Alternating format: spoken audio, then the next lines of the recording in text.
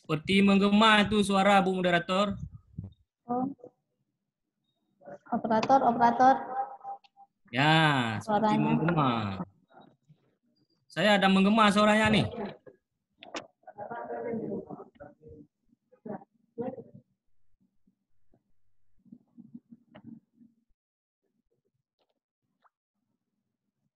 Baiklah, langsung kita mulai. Bismillahirrahmanirrahim. Assalamualaikum warahmatullahi wabarakatuh. Waalaikumsalam warahmatullahi wabarakatuh. Alhamdulillah, kita ucapkan kehadirat Allah Subhanahu wa taala dan juga salawat beriring salam kepada junjungan kita Nabi besar Muhammad sallallahu alaihi wasallam. Selamat pagi Bapak Ibu adik-adik mahasiswa Universitas Muhammadiyah Aceh, generasi milenial bangsa. Senang sekali pada hari ini saya Laila Kadri yang akan memandu acara kita. Acara kita ini merupakan kegiatan sosialisasi pendidikan pemilih KPU Goes to Campus, yang mana pertemuan ini merupakan pertemuan yang ke-12 dan ini dengan adik-adik dari mahasiswa Universitas Muhammadiyah Aceh. Nah adik-adik, sebelumnya untuk kelancaran acara ini baiknya masing-masing menonaktifkan audionya dan juga mengontrol koneksi agar masing-masing peserta bisa mengikuti secara tuntas. Harapannya adik-adik tidak meninggalkan forum sebelum acara kita selesai, dikarenakan nanti kita ada sesi diskusi dan juga kemudian ada sesi pengambilan foto bersama, dan di akhir nanti kita juga akan memberikan merchandise kepada 3 orang yang aktif dalam diskusi kita, baik itu dalam memberi masukan ataupun pertanyaan-pertanyaan.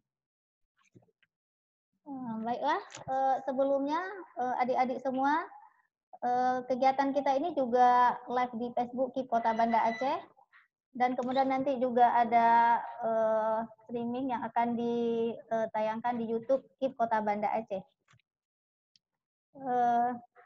Baiklah, bersama kita kini sudah hadir 2 orang narasumber kita, yaitu ada Pak Yusri Razali, SPD. Beliau adalah salah satu komisioner KIP Kota Banda Aceh yang menaungi divisi SDM dan organisasi KIP Kota Banda Aceh. Dan selain itu beliau juga aktif di berbagai organisasi, semisal Pelajar Islam Indonesia dan juga KNPI. Kemudian juga ada bersama kita Bapak Muhammad Haikal Daudi, SHMH.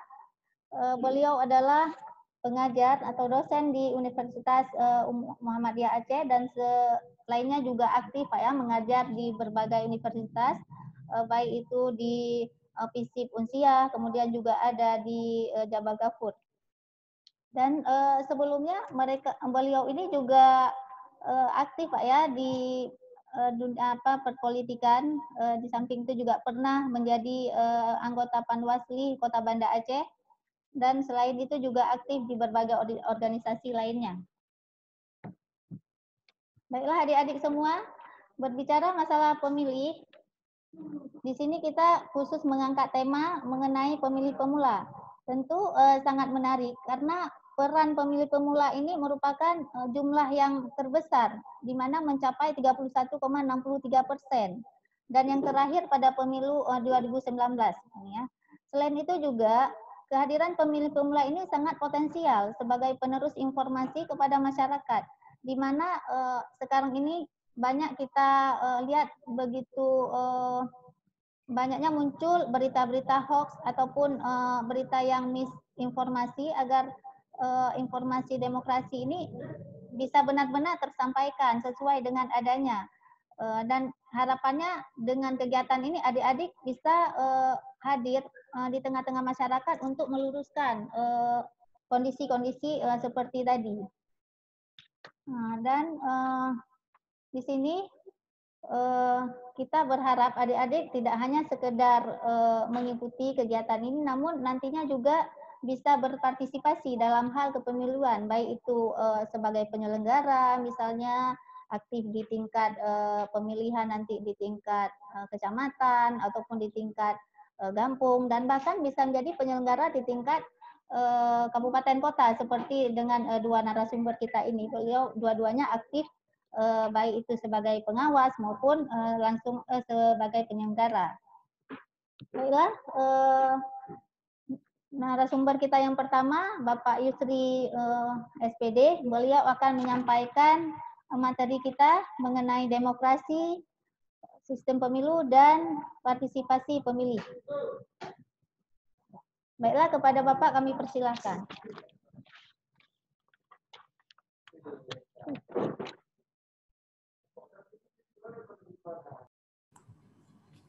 Baik, Assalamualaikum warahmatullahi wabarakatuh. Waalaikumsalam warahmatullahi wabarakatuh. Selamat pagi adik-adik mahasiswa semuanya. Juga salam ke Bang Muhammad Haikal. Semoga sukses selalu di berbagai macam bidang di dunia akademisi, praktisi, macam segalanya. Ya. Yang pertama sekali, marilah sama-sama kita memuji kepada Allah Subhanahu wa Ta'ala.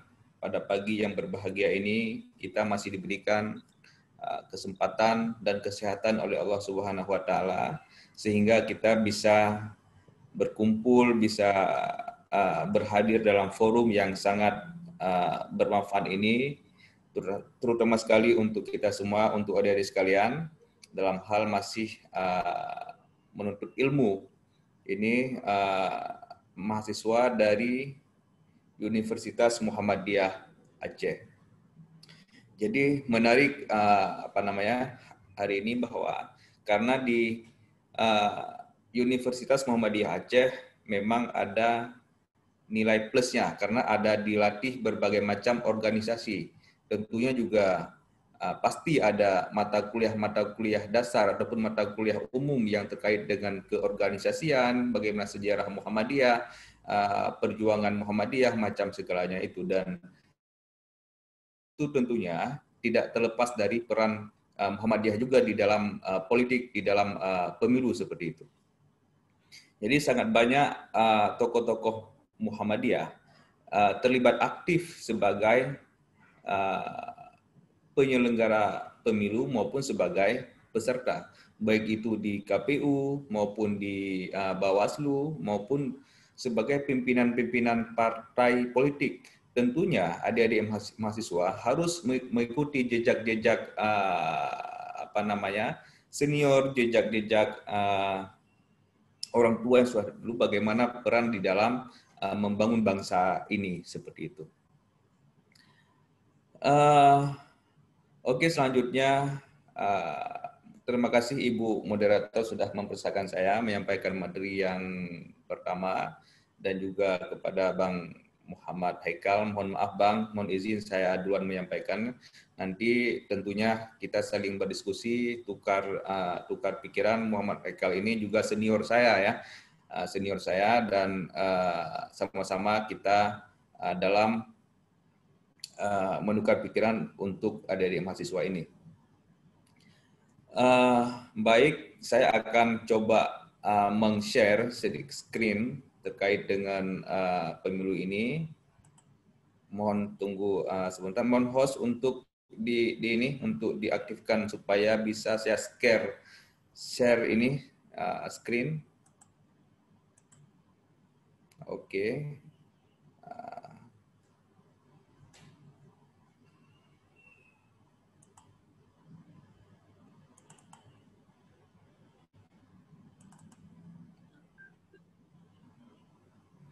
Oke, apa nampak screen yang saya share? Nampak ya? Ibu moderator, nampak ya? Halo? Ibu Lela? Nampak ya screen yang saya share? Bang Hekal? Nampak ya Bang ya? Masih pada folder Pak Komisioner. Oh folder ya, masih sama folder ya? Oke. Tapi di sini sudah muncul. Nah, coba saya hapus dulu.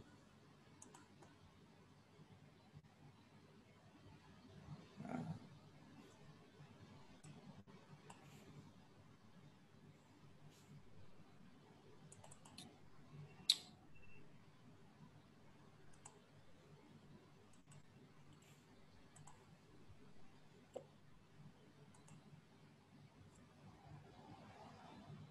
Oke, ini nampak ya? Sudah. Oke, baik. Terima kasih. Adik-adik semuanya, pada pagi menjelang siang ini saya ingin menyampaikan beberapa hal terkait dengan demokrasi pemilu dan pentingnya partisipasi pemuda.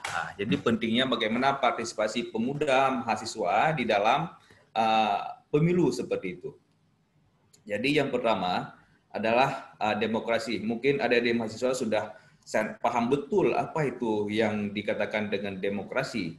Dan memang demokrasinya kalau di negara kita adalah demokrasi berarti pemerintahan dari rakyat, oleh rakyat, untuk rakyat. Dan ini sudah mungkin semenjak SMA sudah diajarkan ini kepada kita semua, yang berujungnya kepada bermuaranya kepada pelaksanaan pemilihan umum, baik untuk memilih presiden, memilih DPR, dan juga sampai dengan bahkan sekarang pemilihan KSI pun, kepala desa pun sudah dilaksanakan secara langsung seperti itu.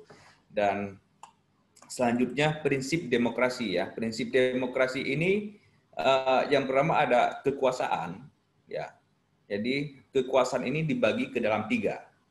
Ya, ada tiga, ada legislatif, ada eksekutif, dan ada yudikatif. Legislatif ini yaitu MPR, DPR, dan juga DPD. Dan juga sampai dengan ke level yang paling bawah ada namanya DPRK kalau kita di Aceh seperti itu. Bahkan kalau di tingkat gampung juga ada, misalnya kalau kita di Aceh ada namanya Tuhaput. Ya, Tuhaput itu mungkin juga hampir sama dengan DPR seperti itu. Peran Tuhaput yang ada di setiap gampung kalau ada di Aceh, karena peran dia dalam membuat resam gampung seperti itu.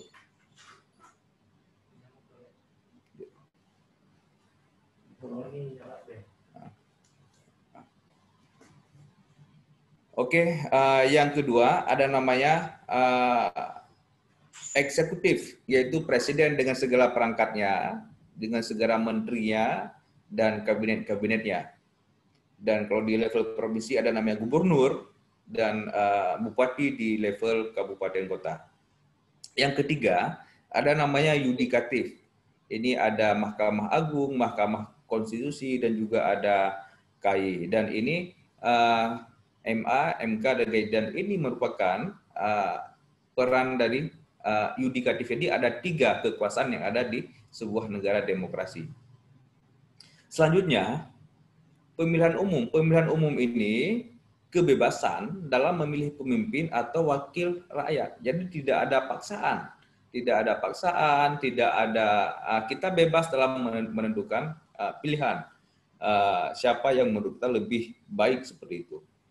Selanjutnya, manajemen terbuka.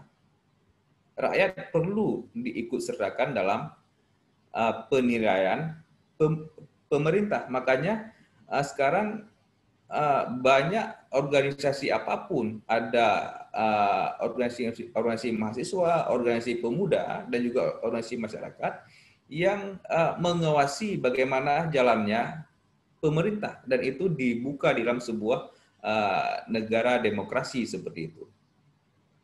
Dan juga kebebasan individu. Negara harus menjamin kebebasan warga negara dalam berbagai bidang, dan ini juga perlu peran negara, baik peran kita berpendapat dalam sebuah negara demokrasi, peran kita yang penting adalah jangan sampai kita misalnya jangan membuat kebebasan individu ini juga ada batasannya. Misalnya jangan bukan juga kebebasan dalam menghina satu kepercayaan apapun, ataupun di dalam membuat makar seperti itu. Jadi kebebasan individu ini juga ada batasnya. Oke, selanjutnya adalah ada di semua ya, konsep demokrasi. Mungkin konsep demokrasi kalau di sini bahwa ada demokrasi perwakilan, ada demokrasi langsung, dan juga ada demokrasi dengan partai tunggal.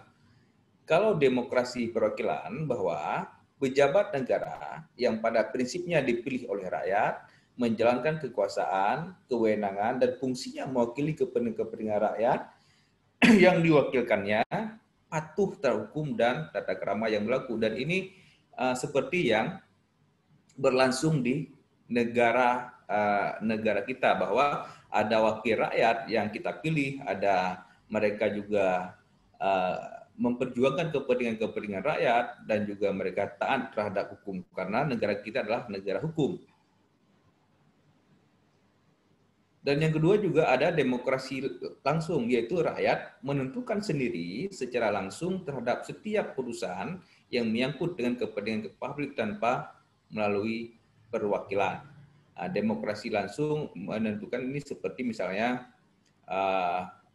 menyampaikan aspirasi kepentingan, ada forum-forum yang besar seperti itu dalam menyampaikan, seperti ada demonstrasi macam segalanya. Yang ketiga, demokrasi dengan partai tunggal. Dan dengan partai tunggal ini seperti yang ada di negara-negara yang berpaham dengan komunis, seperti di Cina macam segalanya.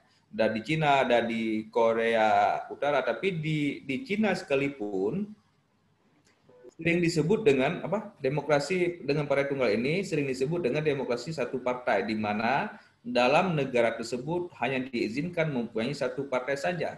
Terkadang terdapat lebih dari satu partai, tetapi partai lain sengaja didesain untuk menjadi pelengkap saja. Dan ini terjadi di negara Cina, adik-adik sekalian. Di negara Cina itu dia hanya ada satu partai komunis, tetapi juga ada partai Demokrat dan juga ada partai-partai lainnya. Tapi partai lainnya itu hanya didesain untuk melengkapi untuk melengkapi bahwa mereka juga demokrasi, padahal mereka hanya didesain untuk melengkapi. Sedangkan partai yang penguasa di Cina itu hanyalah partai komunis, dan juga begitu juga seperti di Korea Utara dan beberapa negara komunis lainnya, mereka menganut paham satu partai, seperti itu. Selanjutnya ini azas penyelenggara pemilu. Azas penyelenggara pemilu ini ada 12, adik-adik sekalian ya, ada 12. Yang pertama ada mandiri, jujur, adil, kepastian hukum, tertib, kepentingan umum. Dan ini mungkin sudah sangat familiar, apalagi ada di mahasiswa sangat sangat aktif di media sosial, sangat aktif, sangat melek dalam demokrasi ini, sudah sangat sering didengar dengan istilah jurdil misalnya. Bagus sekali nih. Dan sebagainya. Yang di sebelahnya ada penyelenggara pemilu, mulai ada di KPU, ada KPU. Aku masuk politik, oke.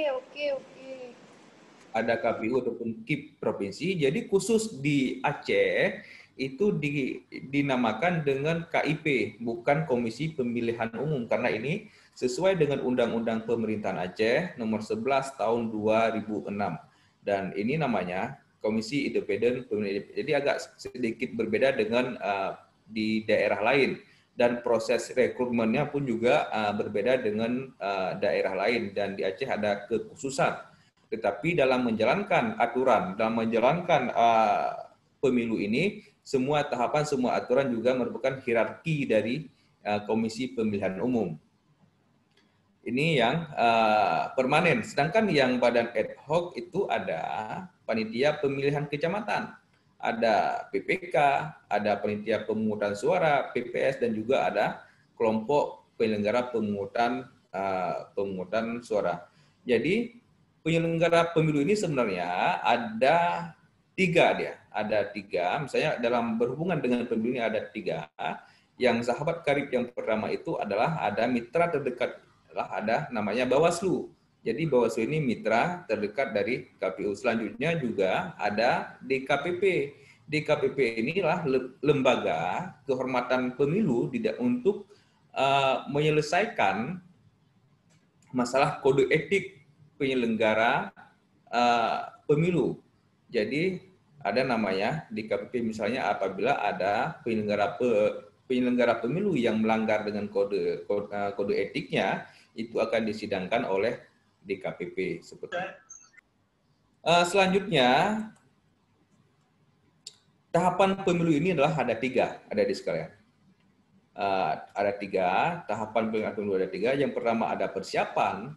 Persiapan ini masalah ada penganggaran, pembentukan badan ad hoc tadi, dan juga perjalanan tahapan macam segalanya. Yang kedua, ada tahapan pelaksanaan. Tahapan pelaksanaan adalah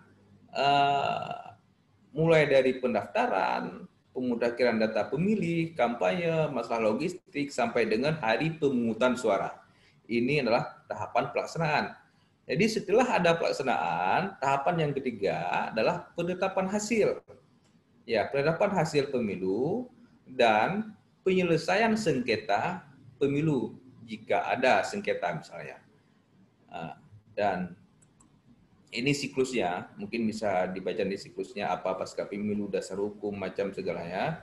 Dan ini yang lebih penting ya, ini yang lebih penting, siapakah pemilih muda? Pemilih muda. Pemilih muda yaitu pemilih yang memasuki usia 17 tahun, ya, yang sudah memasuki usia 17 tahun atau baru pertama kali menggunakan hak pilihnya dalam pemilu. Selanjutnya status mereka adalah pelajar, mahasiswa, pemuda, atau aktivis organisasi kepemudaan. Jadi jumlah pemilih pemula atau pemilih muda setiap pemilu cukup signifikan, yakni mencapai lebih dari 20% pemilih pemula yang ada di Indonesia. Dan ini sangat berefek di dalam setiap pemilu yang ada di Indonesia. Ini bisa kita melihat data jumlah pemilih pemula dari pemilu ke pemilu yang ada di Indonesia. Jadi pada pemilu 2004 itu sekitar 18,4%. 2009 itu 21%. 2014 11%, dan 2019 naik menjadi 32% pemilih pemula yang ada di Indonesia. Dan ini sangat mempengaruhi kebijakan-kebijakan, sangat mempengaruhi keputusan demokrasi di dalam sebuah pesta demokrasi pemilu, karena sangat besar potensi dari pemilih pemula seperti itu. Selanjutnya adalah pemilih muda adalah pemilih yang cerdas. Dan ini sudah sama-sama kita pahami bahwa pemilih generasi milenial, pemilih generasi muda ini sangat melek dengan digital, sangat melek dengan informasi. Yang pertama, pemilih muda sudah selayaknya menjadi pemilih cerdas. Kenapa selayaknya menjadi pemilih cerdas? Karena apalagi kaum intelektual, teman-teman mahasiswa, tentunya akan lebih idealis, lebih rasional di dalam menentukan pilihan-pilihannya. Jadi sebelum memilih, pemilih cerdas akan mencari informasi sebanyak mungkin tentang pilihan yang akan dipilih. Dan ini akan dilakukan oleh teman-teman mahasiswa, oleh teman-teman pemilih pemuda, bahwa akan melihat dulu, meng-searching dulu di internet, siapa ini, siapa orangnya yang akan saya pilih. Bagus nggak dia, bagaimana track record dia, pasti akan meng-tracking dulu bagaimana latar belakang si calon pemimpin ini ataupun calon wakil rakyat ini. Dan tentunya itu dilakukan oleh pemilih-pemilih yang intelektual seperti teman-teman mahasiswa. Dan juga teman-teman mahasiswa ini juga akan menyampaikan kepada yang lain bahwa dia orang yang seperti ini menjadi juga agen, menjadi juga corong kami, menjadi juga selaku penyelenggara pemilu untuk dan membantu juga melahirkan pemimpin-pemimpin yang baik sesuai dengan yang baik sesuai dengan kaidah-kaidah di dalam Islam, karena kita di Aceh juga mayoritas beragama Islam seperti itu. Selanjutnya, pemilih cerdas tentunya akan memilih pemimpin yang berkualitas. Jadi tidak mungkin teman-teman mahasiswa misalnya yang intelektual, yang sudah sarjana minimal, dan nanti juga S2 dan S3, nanti memilih pemimpin yang tidak berkualitas. Kan kita tidak mau dipimpin oleh orang-orang yang tidak berkualitas. Jadi tentunya yang kaum intelektual akan memilih pemimpin-pemimpin yang berkualitas. Selanjutnya, ini karakteristik pemilih muda. Yang pertama yang saya sampaikan tadi adalah ada kritis. Jadi kritis terhadap melihat siapa sosok pemimpin itu. Yang kedua, ada namanya idealis. Yang ketiga, independen. dia tidak independen ini misalnya dalam artian tidak ada tekanan dari siapapun, jadi adik-adik mahasiswa atau mahasiswa jadi tidak menghiraukan ada tekanan dari siapapun, jadi memilih lebih bebas, lebih independen seperti itu, anti status quo dan juga pro perubahan. Dan anak-anak generasi muda ini, teman-teman saya juga pro dengan perubahan, dan ini misalnya dengan banyak ide-ide kreatif yang muncul dari teman-teman mahasiswa dan lebih rasional di dalam menentukan pilihan. Dan ini sangat penting, inilah karakteristik dalam pemilih anak muda ataupun pemilih pemula, dia akan mencari lebih dalam siapa sosok pemimpin yang akan dia pilih seperti itu. Oke, teman-teman mahasiswa sekalian, inilah bentuk partisipasi pemilih muda. Bentuk-bentuk partisipasinya sangat banyak ya, sangat banyak.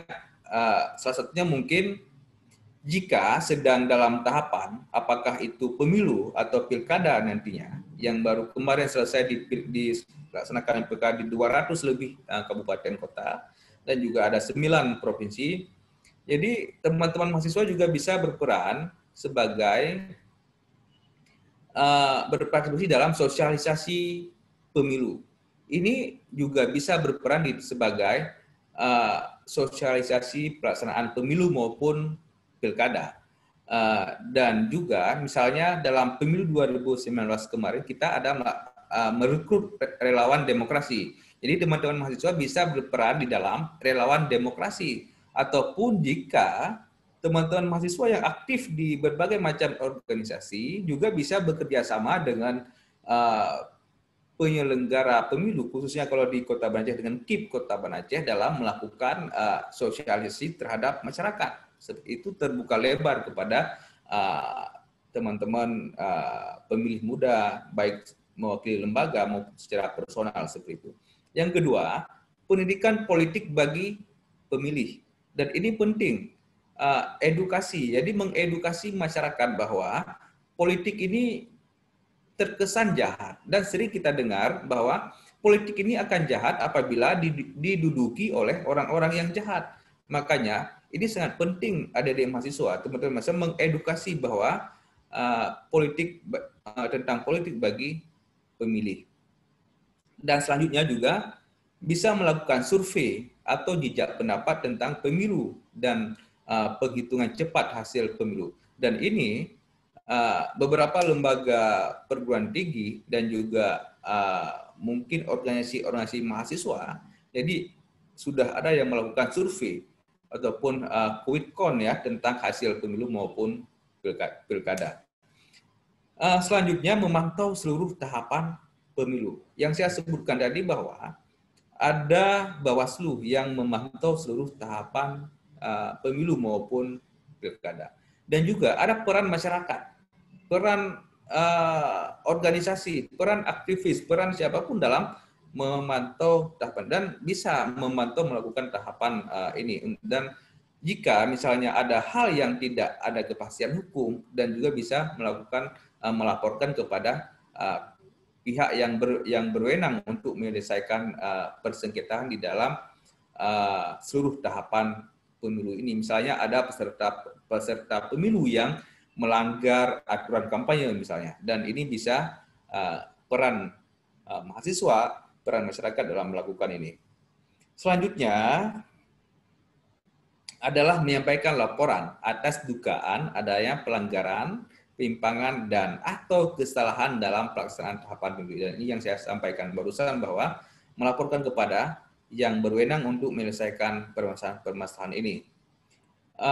Oke teman-teman sekalian, dan ini hanya sekedar data. Ini data pemilih tetap Kota Banda Aceh dari pemilu ke pemilu yang terakhir adalah 157.421. Ini yang pemilu 2019 kemarin. Ya, data ini yang ada pada kami bahwa yang pada pemilu, kalau kita bandingkan, kalau di sini data semenjak 2004. 2004 ini 176.348. 176. Sedangkan 2019 157. Kenapa lebih kecil seperti itu? Dan ini mungkin akan jadi bahan diskusi-diskusi kita nantinya. Tentunya di Banda Aceh ini ada orang masuk, orang keluar, dan semakin bagus data pemilih seperti itu. Selanjutnya, ini persen partisipasi pilkada di Kota Banda Aceh. 2006 ada 59,41%, 2012 56,32%, dan 2017 itu 63,92%, dan naik sangat signifikan. Sedangkan pemilu legislatif di Kota Banda Aceh 2009 itu 60,19%, 2014 62%, sedangkan 2019 ini naik juga sangat tinggi menjadi 78,63%, di atas target nasional itu pada 2019 yang kemarin. Sedangkan tingkat partisipasi presiden itu pada tahun 2009 itu 63,41%, 2014 itu 53%, turun sedikit, dan 2019 juga naik sangat signifikan di atas target nasional 78,63%. Ya mungkin ini yang dapat saya sampaikan adik-adik sekalian, teman-teman mahasiswa semuanya. Nanti kita akan memperkaya di dalam diskusi kita nantinya. Dan di akhir kegiatan kita nantinya mungkin ada 3 hadiah ya, ada 3 hadiah Bang Muhammad Haikal, ada 3 hadiah yang kita berikan kepada adik-adik mahasiswa, dan hadiah ini dalam bentuk buku ya, karena kita ingin tidak memberikan hadiah-hadiah yang lain, mungkin ada yang memberikan pulsa, memberikan ini, tapi kita memberikan dalam bentuk buku, dan buku-buku tentang seputar demokrasi. Seputar demokrasi nanti kita akan apakah nanti saya akan menanyakan beberapa pertanyaan, dan juga Bang Muhammad saya akan menanyakan beberapa pertanyaan kepada mahasiswa. Nanti siapa yang bisa menjawab pertanyaan-pertanyaan itu akan kita berikan buku seputar demokrasi, dan buku itu dijamin buku bagus dan mahal bukunya ya. Oke, terima kasih, saya akhiri. Billahi fisabil haq. Wassalamualaikum warahmatullahi wabarakatuh. Waalaikumsalam warahmatullahi wabarakatuh. Waalaikumsalam warahmatullahi wabarakatuh. Baiklah, terima kasih kita ucapkan kepada narasumber kita yang sudah memaparkan pemaparan yang sangat menarik dan menjelaskan secara detail mengenai jumlah pemilih pemula yang sangat signifikan ya antara tahun ke tahun dalam pemilihan. Untuk itu peran adik-adik di sini sangat besar pengaruhnya dalam pemilu. Dan kemudian juga menurut pemaparan dari pemateri tadi, harapan kita ini agar adik-adik bisa memilih calon pemimpin itu atau wakil-wakil rakyat yang benar-benar berkualitas, tidak hanya sekedar memberi suara, gitu ya Pak Yusri. Jadi ini juga ada tadi sudah disampaikan lagi bahwa di akhir acara kita akan diberikan merchandise untuk siapa yang memberi masukan atau aktif dalam diskusi. Dan selain itu kita juga ada ini Pak, memberikan sertifikat kepada adik-adik peserta melalui email masing-masing yang sudah diserahkan pada saat registrasi. Baiklah, selanjutnya kita akan mendengarkan pemaparan materi yang kedua yang akan disampaikan oleh Bapak Muhammad Haikal Daudi SHMH yang akan menyampaikan materi tentang sejarah dan perbandingan sistem pemilu. Baiklah, kepada Bapak kita persilahkan Pak.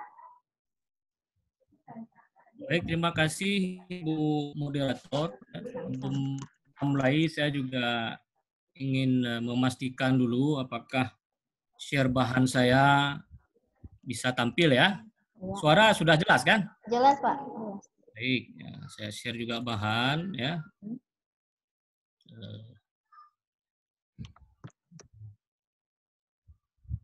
Sembari itu saya juga ada mengirimkan pertinggal bahan kepada panitia di kota ya melalui siapa host. Kalau memang bisa dibantu dari sana, mungkin akan memudahkan proses ini ya. Baik Pak, oke silakan tolong operator.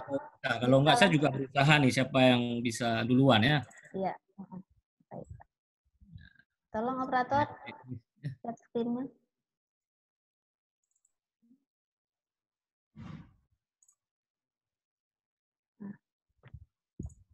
Oke, sudah bisa. Nah, syukur ini dibantu oleh Kip ya. Terima kasih host ya di belakang layar. Jadi saya mulai saja. Bismillahirrahmanirrahim. Assalamualaikum warahmatullahi wabarakatuh. Waalaikumsalam warahmatullahi wabarakatuh. Pagi, salam sejahtera untuk kita semua. Alhamdulillahirrahmanirrahim. Wassalatu wassalamu ala asrafil anbiya mursalin alihi wa sahbihi wa man tabi'ahum ila yaumiddin. Ma ba'du. Raditu billahi rabba wa bil islami dina wa bi Muhammadin nabiyya wa rasulah. Pertama-tama yang kami hormati dan saya muliakan Komisioner KIP Kota Banda Aceh yang pada hari ini diwakili oleh Pak Yusri Razali. Sepertinya memang kita jauh Pak Razali, tapi terasa dekat begitu ya. Jarang berbicara tapi sering mengudara ini kami. Ya. Jadi ya ini bukan orang asing saya pikir. Ya, Pak Yusri, salam kenal ya. Selanjutnya juga pada moderator yang menemani kita, mendampingi kita hari ini, Ibu Laila Kadri yang juga cukup setia ini dari acara yang pertama yang lalu dengan Ummuha, hari ini juga beliau mendampingi ya, dan ini merupakan dorongan positif bagi kami. Bahkan saya dengar-dengar kegiatan yang hari ini itu terobosan atau dorongannya seorang Bu Moderator, Bu Laila. Ini apa ya begitu, tapi kami prinsipnya ini berterima kasih kepada KIP lah secara khusus pada segenap komisioner dan rekan-rekan di sekretariat ya atas kepercayaan kepada kami, dan saya tidak lupa menyampaikan salam dari pimpinan universitas khususnya dari Pak Wakil Rektor 3 ya yang menugaskan saya sebenarnya pada kesempatan kita hari ini ya. Nah, selanjutnya yang kami banggakan ya rekan-rekan mahasiswa Universitas Muhammadiyah Aceh yang saya yakin rekan-rekan hari ini cukup antusias mengikuti ini, dan sembari ada kegiatan-kegiatan sampingan ya, istilahnya pengabdian masyarakat mungkin ya, pengabdian individu bersama keluarga, tapi karena tadi sudah dipancing oleh narasumber pertama itu akan ada hadiah juga Bu Moderator melengkapi door prize itu mungkin nanti di akhir. Saya belum lihat nih mahasiswa Ummuha yang live ya, wajahnya ya di mana berada, ini jadi kurang asik. Jangan sampai nanti catatan ke kita rekan-rekan sekalian mahasiswa kami di Ummuha. Di Ummuha orang semua ya, ikut kegiatan sambil tidur mungkin. Nah itu. Tapi kalau berkegiatan yang positif sembari sedang ya di tengah-tengah rutinitas nggak ada masalah ya. Kami juga maklum ya. Cobalah saya pancing juga nih mana mahasiswa Ummuha untuk bisa live wajahnya. Jadi dengan melihat wajah saya juga dan juga narasumber juga panitia bisa lebih senang begitu ya, lebih senang melihat kita ya, dan juga acara ini bisa lebih berkah. Baik, selanjutnya moderator juga Bapak Ibu rekan-rekan sekalian, komisioner, izinkan saya untuk mengurai beberapa pokok-pokok pikiran dalam slide yang sudah saya siapkan. Walaupun ini dalam bentuk PDF ya. PDF mohon host agak ke atas sedikit ya. Saya harus minta bantu awal pembuka. Hostnya dengar saya ya. Yang mengoperasikan slide ya. Bisa Pak. Ya, dari atas dulu saya ingin sampaikan bahwa panitia menyerahkan tematik ke saya itu menyangkut dengan sejarah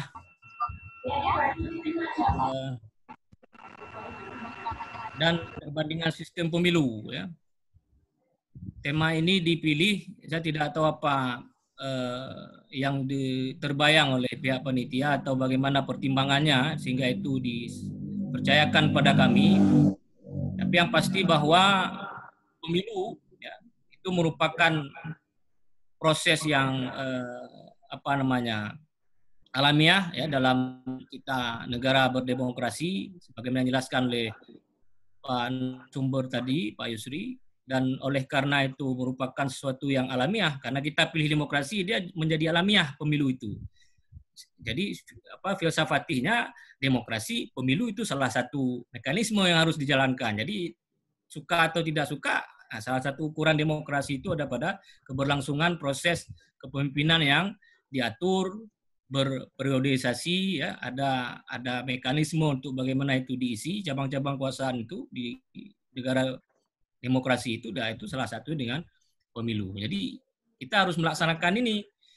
Nah, negara kita itu sudah melaksanakan ini sejak era merdeka dulu. Nah, sejak merdeka sudah memfasilitasi dan bahkan secara aturan atau secara regulasi ini termaktub di dalam berbagai norma hukum ya di negara kita, dari mulai yang hierarki tertinggi undang-undang dasar sampai pada yang pemerintahan terkecil ya pada skala desa atau kampung seperti sekarang itu tadi disinggung. Nah, mungkin nanti diskusinya bisa fokus ke sana, apa yang berkembang di Banda Aceh hari ini. Ya, ada hal yang baru kembali, Banda Aceh tawarkan hal yang baru, itu pemilihan kecil secara e-voting ya, dan itu serentak. Ini kan menarik. Saya bahkan ingin belajar ini pada Pak Yusri nantinya. Boleh dilanjut ini mana ke tayangan berikutnya? Ya, saya singgung tadi menyangkut dasar hukum ya. Secara normatif ada dari hierarki yang tertinggi. Nah, secara organiknya aturan-aturan yang melengkapi itu apakah berdasarkan perintah dari undang-undang dasar atau undang-undang sendiri. Nah, ini bisa kita lihat pada beberapa rumusan ini. Misalnya ada skala undang-undang yang itu mengatur tentang kepemiluan, baik itu menyangkut penyelenggara seperti KPU atau KIP. Sekarang di Banda Aceh ini yang kita sedang berkegiatan dan ini adalah hajatan mereka. Lalu ada Bawaslu ya, juga ada DKPP tadi ya. Nah, itu ada norma hukum yang melengkapi itu dari level undang-undang yang kita tahu bahwa undang-undang menyangkut dengan kepemiluan ini itu tergolong undang-undang cukup progresif. Artinya setiap kali periodisasi pemilu ini akan bermula atau bahkan diakhiri, undang-undang ini selalu akan mengikuti, menyesuaikan dia. Sangat dinamis undang-undang yang terkait dengan kepemiluan dan atau juga menyangkut dengan sistem politik, termasuk partai politik di dalamnya. Terakhir ini, ya, landasan hukum bagaimana penyelenggaraan kepemiluan itu dilakukan itu berdasarkan Undang-Undang Nomor 7 tahun 2017. Ini undang-undang terakhir. Jadi pada tayangan itu ada sejarah menyangkut pemberlakuan beberapa undang-undang terkait dengan pemilu, menyangkut dengan penyelenggaraannya. Hari ini ada satu undang-undang yaitu Undang-Undang Nomor 7 tahun 2017 yang itu mengakomodir ya, yang itu menggabungkan ya beberapa undang-undang kepemiluan dari sisi teknis penyelenggaraan maupun dari substansi materi pelaksanaan pemilu itu sendiri. Ada pada satu undang-undang ini juga terobosan. Bahkan konkretnya, ya, tuntutannya berdasarkan undang-undang ini, pemilihan umum itu pun dilaksanakan secara serentak.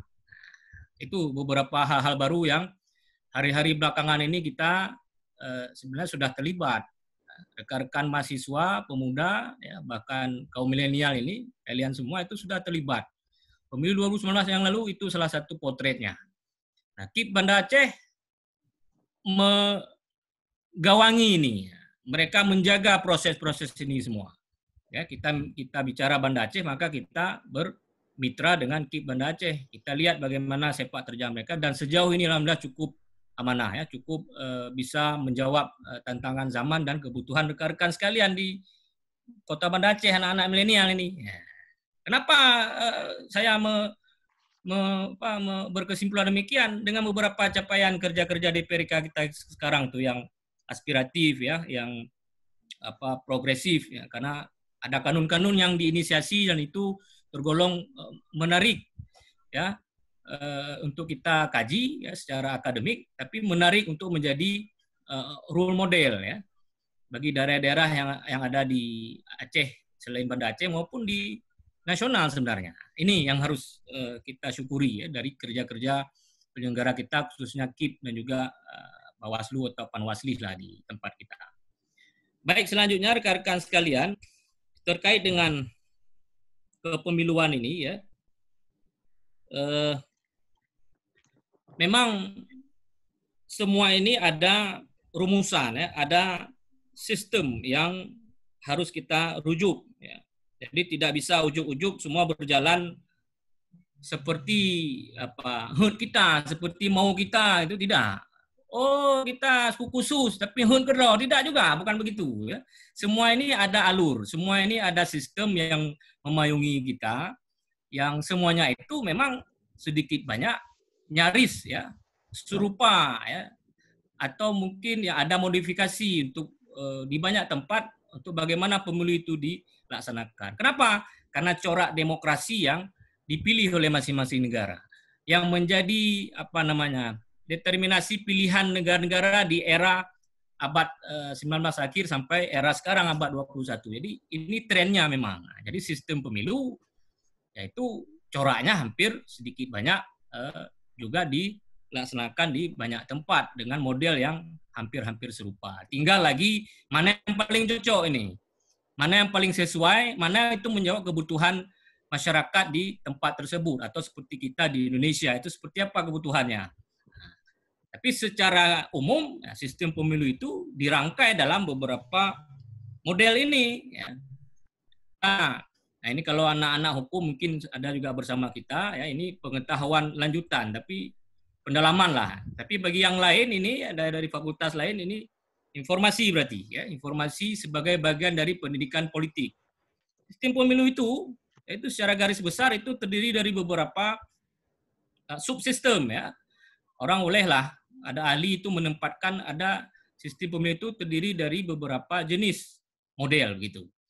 Ada yang berskala ya sistem mayoritas atau pluralitas ya. Ini bahasa lainnya kalau dalam referensi yang lain lah begitu. Ini salah satu rumusan referensi yang saya angkat pada kesempatan ini. Itu padanan dari mayoritas ini itu sistem distrik ya gitu.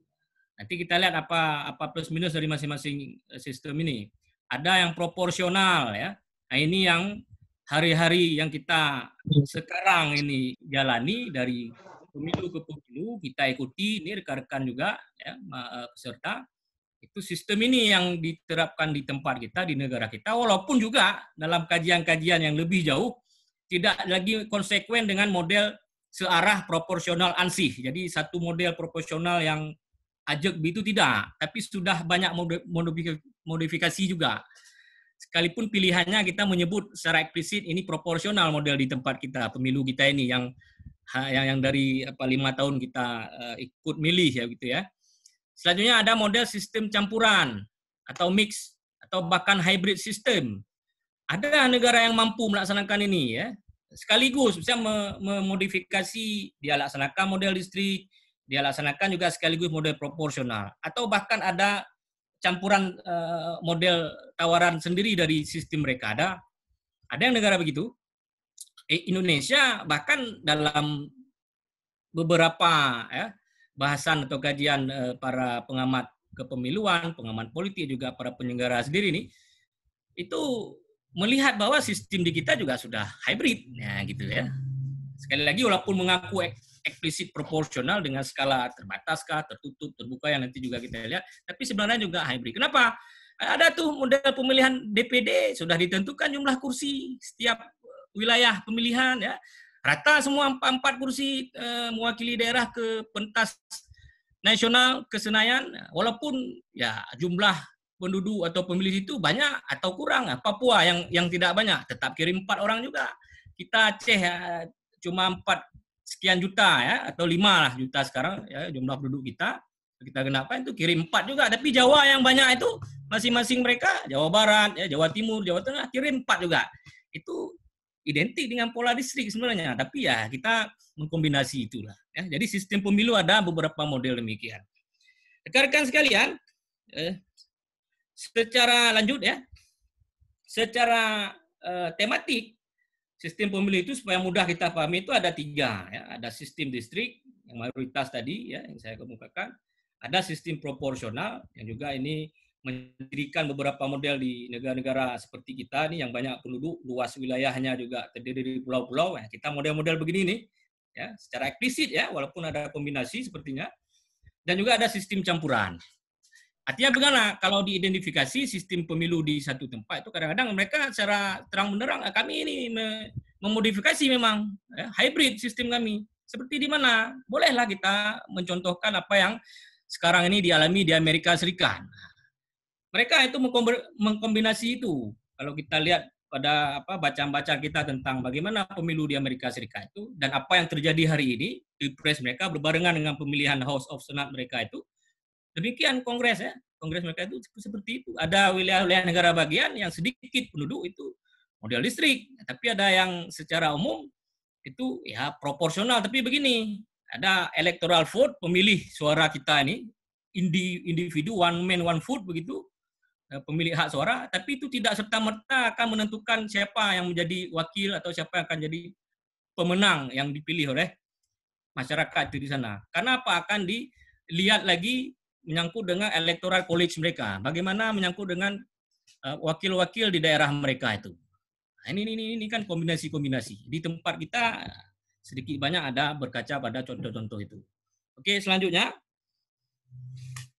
Ya, rekan-rekan sekalian, kita lihat lebih dalam sedikit itu apa yang membedakan antara sistem distrik ya dan juga sistem proporsional ini ya. Ini jadi pengetahuan buat adik-adik khususnya yang hari ini dididik ya, secara politik oleh KIP BNA ini Dikpol juga ini ya. Untuk bagaimana mengetahui mekanisme dan sistem pemilihan pemilu kita. Jadi secara garis besar untuk mudahnya memahami ini sistem distrik itu ya itu seperti contoh yang saya perlihatkan ini. The winner take all lah istilahnya. Jadi siapapun yang menang nyancok kursi. Kalau kita itu jadi duduk ke Senayan, ya hanya saja ya itu tadi kursi yang disediakan ya oleh regulasi atau aturan yang ada oleh penyelenggara yang menggawangi itu ya, maka berdasarkan itulah jumlah surat terbanyak dia yang mewakili daerahnya, negara bagiannya, provinsinya begitu. Itu kalau model sistem distrik. Cuma ada kekurangan nanti yang enggak menang tapi suaranya juga lumayan banyak begitu atau melewati ambang batas tertentu lah kalau di model proporsional kita akan kita lihat nanti pada contoh yang akan saya sampaikan itu jadi sia-sia nggak ada arti apa-apa karena yang menang itu ya akan duduk sebagai wakil dari daerah pemilihannya. Ini beberapa catatan plus minus dari model distrik. Jadi dari ilustrasi yang saya gambarkan ini, semoga rekan-rekan bisa membayangkan ya sudah seperti apa model distrik ini. Oh, rugilah Pak. Ya, bukan perkara rugi atau tidak rugi atau laba ini. Di beberapa tempat model ini yang dipilih karena ini yang cocok bagi sistem mereka. Jadi hanya kan untuk dakwah ini, bukan untuk kita gara-gara ini bukan kita pakai sehingga punya kita salah kenyan babdi. Jadi ini pengetahuan ya. Wawasan-wawasan kepada kita semua, kepada rekan-rekan pemilih pemuda ini, supaya ada model-model seperti ini rupanya dalam sistem kepemiluan dunia. Jadi tidak hanya di tempat kita. Ya, jadi ini diperkenalkan dan KIP memfasilitasi ini. Sebenarnya peran-peran seperti ini tidak hanya penyelenggara seperti KPU atau KIP ya. Partai politik juga harus memainkan peran ini untuk mengajarkan pendidikan politiknya. Jadi bersyukurlah kalau ada di antara rekan-rekan hari ini yang sedang ikut kuliah umum kita ini, yang pemilih pemuda ini sudah bergabung di organisasi, baik itu organisasi politik, kita buffer dari partai politik atau non ornop begitu ya, nggak ada masalah. Nah, tinggal kalian melihat, pernah oleh partai lo menyangkut pendidikan, menyahananya berarti dego-dego. Hati-hati itu kalau ada partai model-model begitu tuh. Rekrut kita, ya masukkan kita jadi pengurus, laki dana tangan, tapi sapu dan Iberno. Nah, itu hati-hati ya. Masa KIP yang ajarkan ini ya, ajak kami untuk menjadi mitra, ajarkan ini kalian. Jadi ini sebenarnya perannya bukan hanya di KIP, tapi ada di partai politik. Ya. Oke, selanjutnya. Sistem proporsional itu sebaliknya. Ya. Artinya apa? Tidak tergantung pada jumlah suara terbanyak oleh karena memang dia sangat tergantung pada aturan atau regulasi yang menetapkan atau mengkombinasi rumus antara jumlah penduduk atau pemilih di satu tempat dengan luas wilayah di tempat itu secara geografis dan keterwakilan, seperti apa nanti akan diramu berapa kursi yang cocok sehingga itu yang mewakili dari daerah tersebut. Nah, ini teknisnya itu ada di penyelenggara seperti KIP yang cukup selalu bekerja dengan kegiatan-kegiatan seperti ini ya. Maka di tempat kita ya seperti yang berlaku.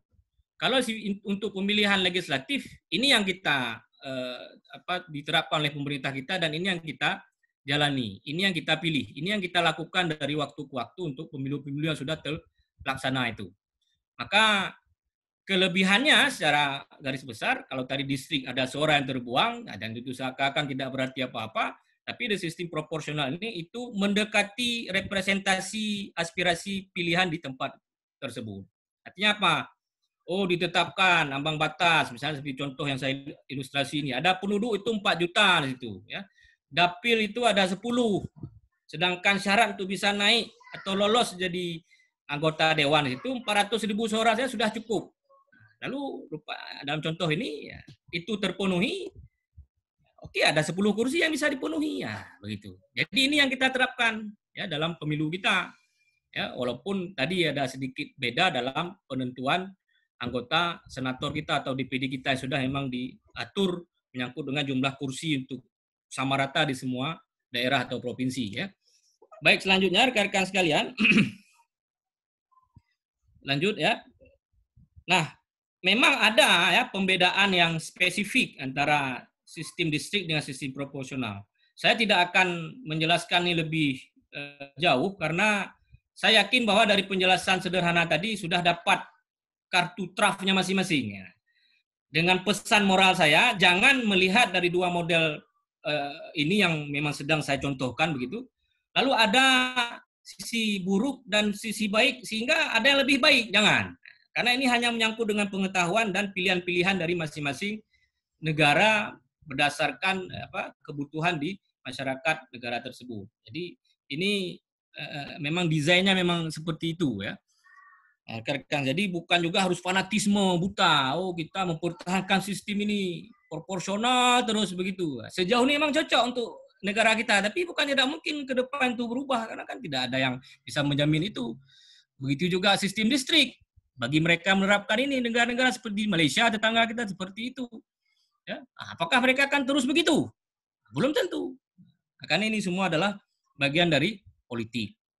Positifnya politik, ya, dinamis dia, dan ini bagian dari pendidikan politik itu sendiri. Jadi ini bisa saja itu berubah. Baik, selanjutnya rekan-rekan sekalian, kita lanjutkan ya. Nah, di Indonesia itu cenderung kita memadukan ini, walaupun secara eksplisit, ya, Undang-Undang Dasar kita menyebut, ya, lalu ditindaklanjuti dengan aturan delegasinya, bahkan aturan derivasinya oleh PKPU dan seterusnya, karena ini instrumen hukumnya kawan-kawan di KPU itu PKPU, peraturan komisi ya penyelenggara pemilihan umum, KIP di tempat kita, komisi independen pemilihan itu punya aturan mereka. Jadi apa yang ingin saya sampaikan rekan-rekan sekalian, model di kita itu sudah cenderung memang proporsional secara eksplisit, bahkan proporsionalnya cenderung terbuka ya. Siapa yang dicalonkan oleh partai dengan nomor urutan tertentu, siapa yang terpilih dengan suara terbanyak, dialah yang bisa mewakili partainya, daerahnya untuk duduk di kursi legislatif misalnya. Sangat terbuka, proporsional yang berlaku sekarang. Walaupun terbuka itu pun terbatas sebenarnya gitu. Karena nanti akan ada kalkulasi menyangkut kursi sisa. Jadi terkadang ada satu kursi yang tersisa, ini siapa yang bisa duduk di situ. Sisa-sisa suara ini itu bisa jadi itu dialihkan atau diberikan berdasarkan persetujuan dari partai itu kepada calon, dan itu nggak mesti sesuai nomor urut karena ini sudah bicara suara sisa. Pada titik ini kan itu nggak terbuka sebenarnya karena itu partai yang akan menentukan sebelum disahkan oleh penyelenggara kan, berdasarkan rumus-rumus yang mereka jaga sebenarnya dengan aturan-aturan di penyelenggara sendiri. Baik, rekan sekalian. Nah, selanjutnya host ya. Ada beberapa perbandingan yang bisa kita lihat terus ya. Kita lewati ini. Bahwa dari pemilu ke pemilu, khususnya di era pasca reformasi ya, setelah tidak ada lagi Orde Baru, runtuhnya Orde Baru, itu beberapa model penyelenggaraan itu unik kalau ingin kita ikuti ya. Khususnya misalnya dari aspek penyelenggaraan. Ada yang jauh berbeda dengan apa yang berlangsung dulu di sebelum reformasi ya. Artinya apa? Kalau dulu walaupun ada juga panitia pemilihan umum itu di Kemendagri ya, sekarang kalau dulu Kementerian Departemen Dalam Negeri, bagian dari eksekutif, pemerintah itu yang buat pemilu, mereka semua kelola segala macam ya. Tapi hari-hari setelah reformasi tidak demikian. Ada komisi khusus untuk itu. Skalanya mandiri, ya dia tetap ada sekretariat, ada semua perangkat yang dilengkapi oleh undang-undang. Mereka bekerja untuk hanya bagaimana pemilu itu bisa berjalan secara berkualitas sesuai dengan prinsip-prinsip yang mereka buat, mereka jadikan sebagai guidance ya, berjudi dan seterusnya itu. Jadi sudah ada kemandirian. Nah ini berbeda dari apa yang berlaku dulu. Nah ini juga hal yang patut kita jaga ya, komitmen ini kita dorong terus bagaimana penyelenggaraan ini bisa independen ya, terjaga independensi dari waktu ke waktu dengan proses-proses yang sudah diatur sedemikian rupa dan itu bisa memastikan KPU atau KIP di tempat kita itu bisa kredibel. Insya Allah itu bisa menjaga amanah kita sebagai negara demokratis ya begitu. Selanjutnya,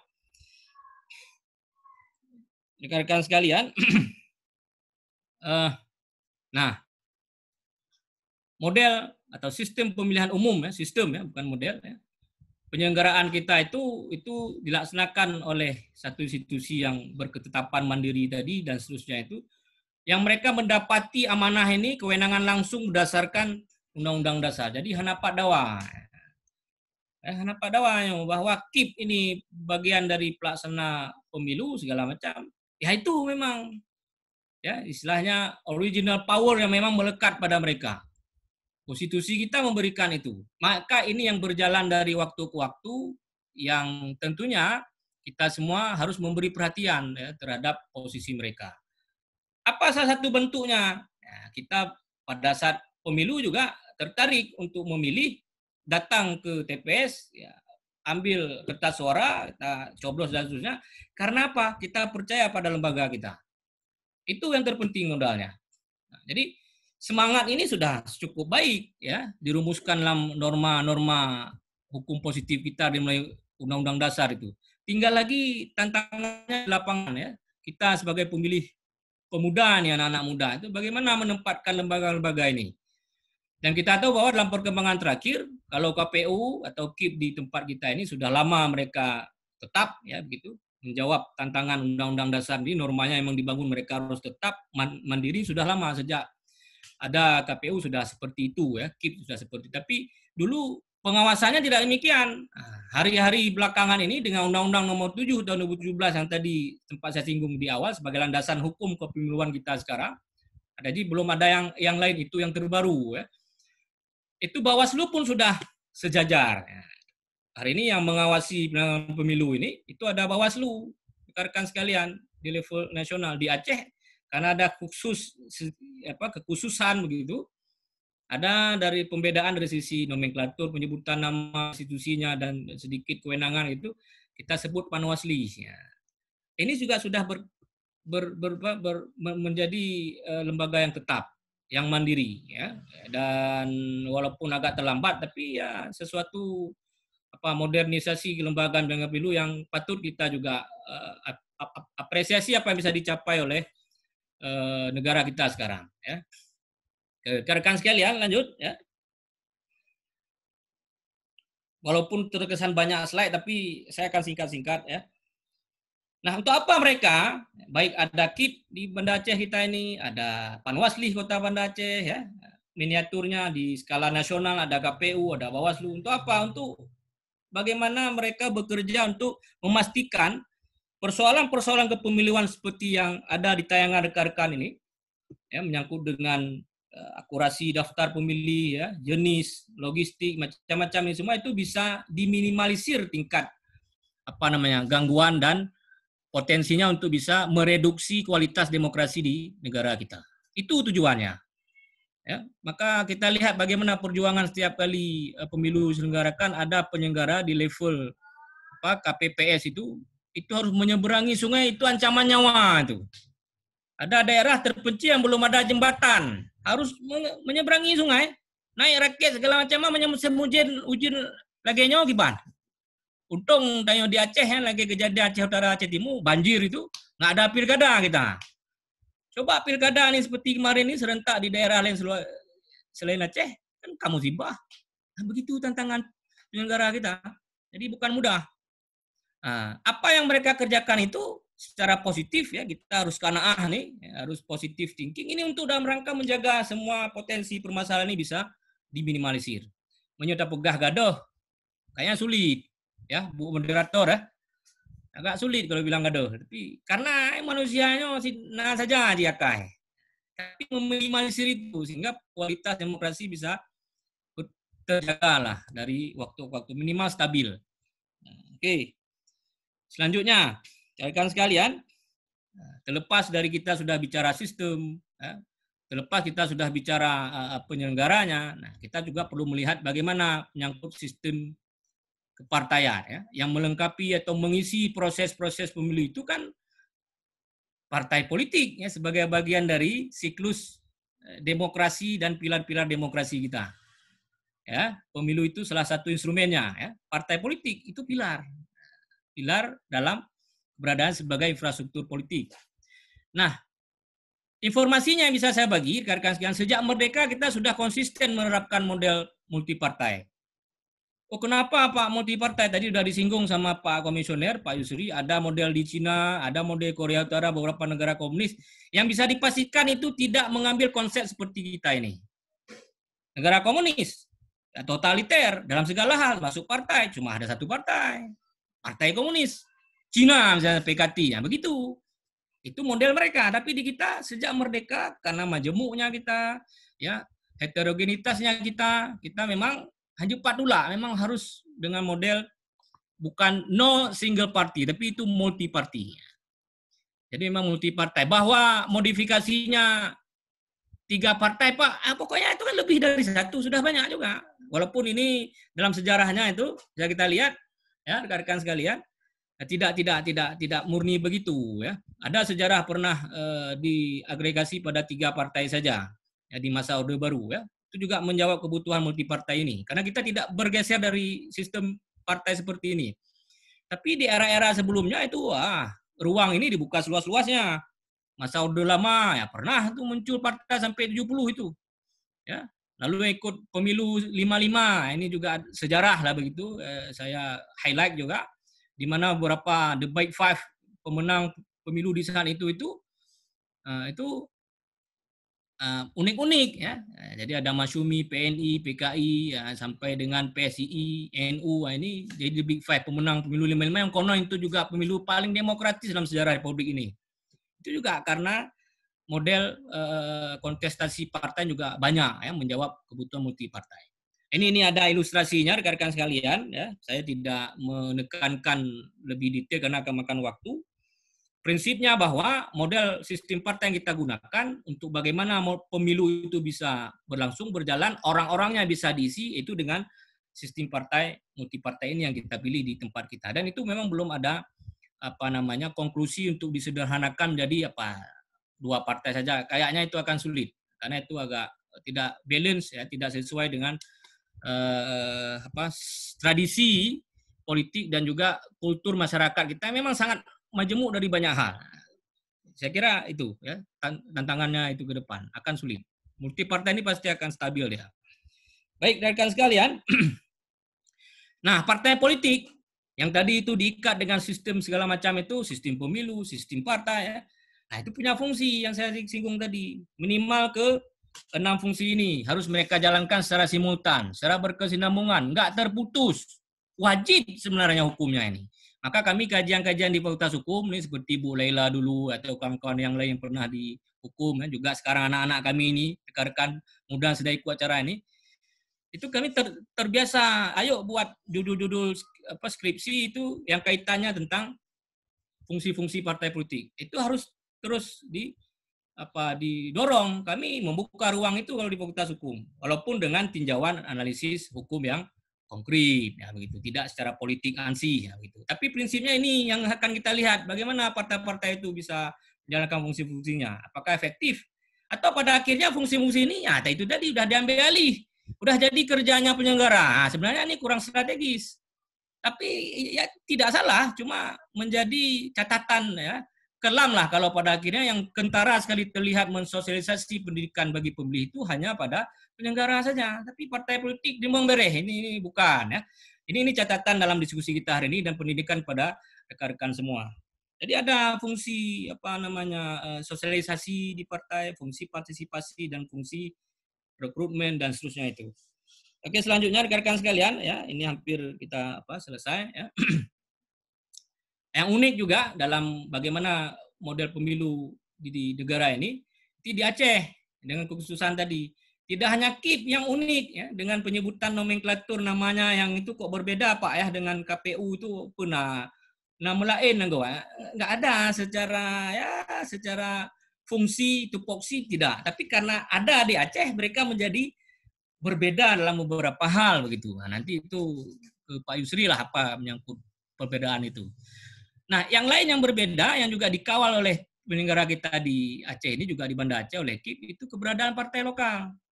Sejarah partai lokal ini bukan tanpa benang merah. Oh, ujuk-ujuk ada setelah damai Aceh, tidak. Di masa era pra kemerdekaan sudah pernah model ini diterapkan oleh pemerintah kolonial dulu. Hadir lagi setelah damai. Ya, diakomodir lagi aspirasi ini setelah damai. Dan itu di Aceh. Maka keberadaan partai lokal Aceh itu bukan tanpa sejarahnya. Ada sejarahnya. Kalau dibilang baru, kalau orang-orang politik bisa tahu nih, oh pernah dulu itu diterapkan walaupun kita nggak mengakui itu kan di masa kolonial.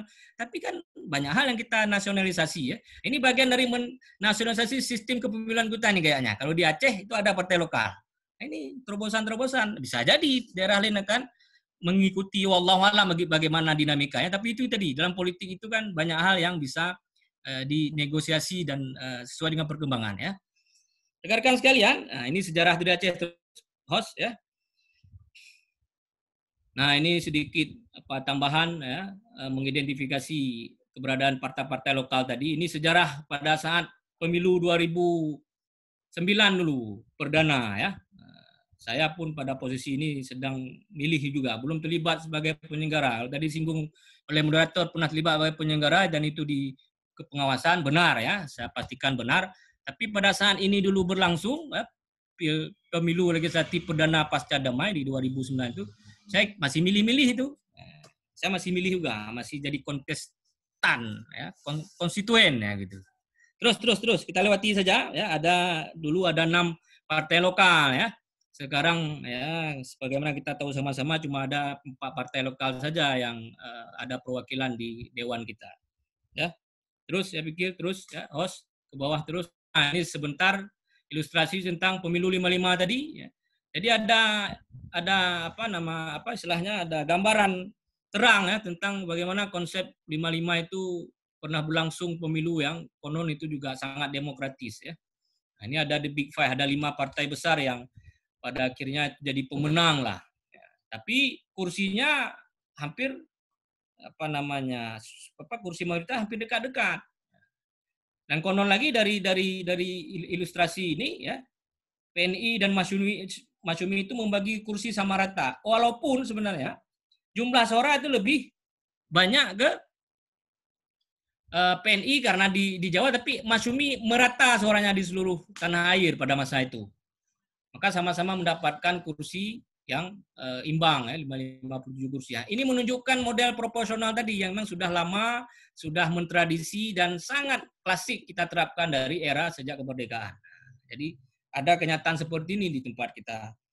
Rekan sekalian terus host ya ke bawah terus ya. Ini terus ya. pemilu 99 kita pernah hadir sampai 48 partai yang ikut kontestasi ya. Bahkan ada partai walaupun hari ini ada partai lokal, dulu ada partai yang dari Aceh juga yang menasional di pemilu 99 itu. Partai Abulia Tama namanya, ke atas sedikit ya. Nah, jadi ada ruang yang cukup luas dulu diberikan oleh rezim pasca Orde Baru di masa Pak Habibie lah ini presiden itu, bagaimana pemilu itu berjalan sangat demokratis juga ya. Dan cukup bangga ini para komisioner KPU di masa itu, khususnya ex komisionernya Ibu Pak Nazaruddin Syamsuddin orang Aceh juga itu ya, ada beberapa yang lain ya. Oke. Selanjutnya juga rekan-rekan sekalian, terus ya host ya, ini hanya menampilkan ya highlight bahwa di pemilu, dari pemilu ke pemilu itu ada dinamika ya sistem, sehingga ada partai-partai yang itu ya tereduksi sendiri karena persoalan ambang batas dan seterusnya, dan pada akhirnya hanya menyisakan beberapa partai sesuai dengan aturan yang ada pastinya ya rekan sekalian ya. Dan terobosan terakhir dari sisi kepemiluan ini adalah pemilu serentak 2019 lalu berdasarkan titah dari Undang-Undang Nomor 7 2017. Jadi kerjanya penyelenggara seperti KIP di 2019 yang lalu itu sangat menyita energi. Pilkada serentak, pemilu serentak. Baru ini, dan ini akan menjadi model ya yang itu berkesinambungan prosesnya dan berketetapan dalam sisi pilihan sistem pemilihannya. Di 2004 sampai 2028 yang diagendakan seperti itu. Rekan sekalian, terlepas dari semua hiruk pikuk ini ya, saya ingin sampaikan juga sebagai closing saya ke bawah terus Pak host atau Ibu host siapa di situ. Ini menyangkut dengan itu. Sebelum itu ya. Model pemilihan umum ini kata sedikit ya. Ya, oke, berhenti di situ. Tidak hanya itu melekat pada corak negara-negara modern ya, negara-negara seperti kita hari ini ya, negara-negara yang menerapkan demokrasi.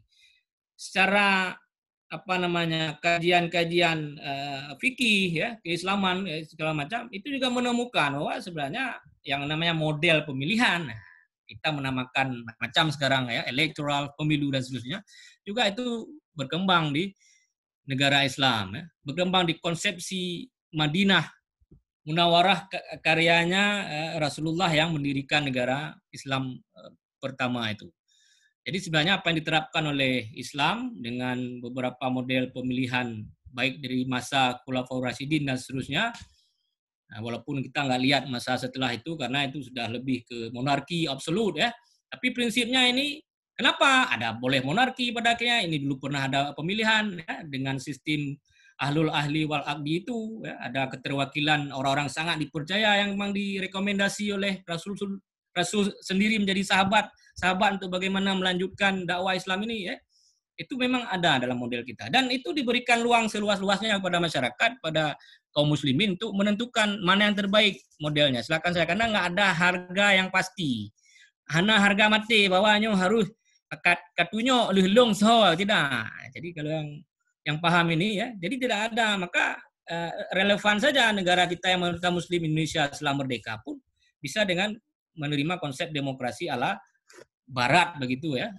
Cocok karena memang nggak ada penutuh yang itu menegaskan harus dengan satu model dalam model politik Islam kita menyangkut dengan pemilihan ya gitu ya. Jadi ini terbuka peluang, dan kami di Muhammadiyah ini sangat dinamis mensikapi perkembangan sistem kepemiluan ini, dan kita sudah ya, sesuai dan cocok dengan apa yang selama ini berjalan di tempat kita. Saya kira itu saja ya, beberapa informasi yang bisa saya bagi kepada rekan-rekan semua. Nah, ini closing statement. Usaha tidak akan pernah mengkhianati hasil. Kenapa Bapak pilih kata-kata bijak itu ya? Begini rekan-rekan sekalian ya. Itu apa yang terjadi di Amerika hari ini. Itu sejak 2016 dulu Trump terpilih, itu sudah menjadi semacam catatan hitam lembar demokrasi mereka sendiri. Jadi kemarin ini kita sedikit dihebohkan dengan bacanya Anies Baswedan tuh, Gubernur DKI, dia pancing dengan satu buku How Democracy Die, karyanya Daniel Ziblatt itu. itu digambarkan di situ bahwa sebenarnya demokrasi itu harus tetap hidup dan harus ada penjaga-penjaga demokrasi. Jangan sampai masuk angin karena ada demagog, pengganggu, orang yang ada kapasitas, pengusaha berakrobat masuk partai, jadi ini duduk di Senayan, buat aturan yang bukan-bukan. Itu para demagog. Seharusnya harus ada yang kawal, yang jaga itu dari proses dari hulu dan sampai ke hilir. Masuk apa yang menjadi tanggung jawab moral kita sekarang dengan kuliah seperti ini. Rekan-rekan mahasiswa muda ini harus punya ilmu melek politik, tahu apa yang harus kalian kerjakan sehingga bisa memberi aspirasi yang itu tidak pada orang-orang yang tidak kredibel gitu. Kita ada pengetahuan untuk itu. Ya, kita pilih orang-orang yang cukup berkualitas untuk mewakili aspirasi kita sehingga apapun yang terjadi hari ini memang kapasitas ada secara intelektual nih ya. Tapi negara kita sekarang kayak kurang aktivis politik ya, politikus di Senayan kah di Dewan kita yang scene of krisisnya itu masih ada. Memang pandai-pandai, dokter, profesor, tapi kurang dari sisi itu. Kenapa? Sehingga asal ada musibah kita, yang respon bukan mereka yang lebih cepat. Kita sendiri pikir masalah kita bisa selesai. Nah, jadi ini maksud kenapa usaha itu tidak akan pernah mengganti hasil. Jadi yakin saja dengan pilihan, tapi itu pastikan bahwa kalian punya pengetahuan untuk itu. Harus ada. Kita harus melek politik. Saya kira demikian saja. Nasrullah wa tunkarit. Fatabiqul khairat. Saya kembalikan kepada moderator. Assalamualaikum warahmatullahi wabarakatuh.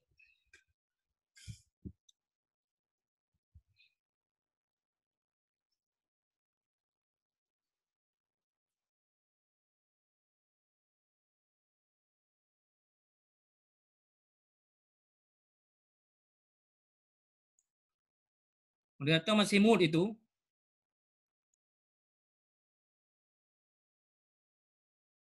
Baik. Oh iya, mohon maaf. Baik, terima kasih kita ucapkan kepada Bapak narasumber kita yang sudah memaparkan materi dan juga sangat menarik ya.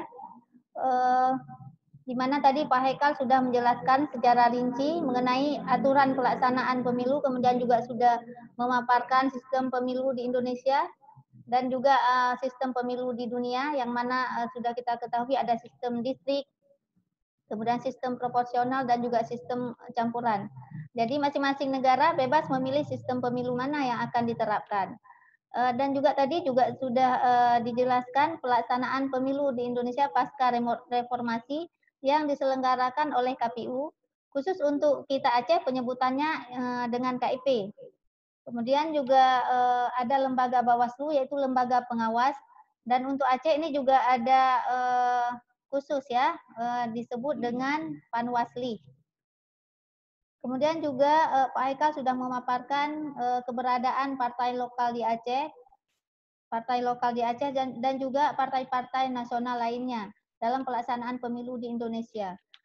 Baiklah adik-adik sekalian, moga masih tetap bersemangat dalam diskusi kita mengenai sosialisasi pendidikan pemilih untuk adik-adik. Setelah mendengar pemaparan dari dua narasumber kita akan memasuki sesi diskusi yang mana untuk termin pertama akan kita buka 3 orang penanya atau juga bisa memberi masukan. Bagi adik-adik bisa mengaktifkan lower hand-nya atau juga bisa bertanya di kolom chat. Baiklah, kepada adik-adik kami persilahkan.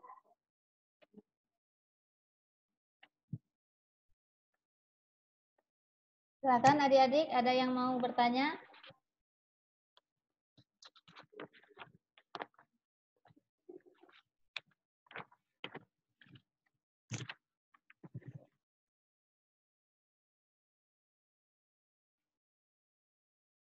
Adik-adik, bagaimana?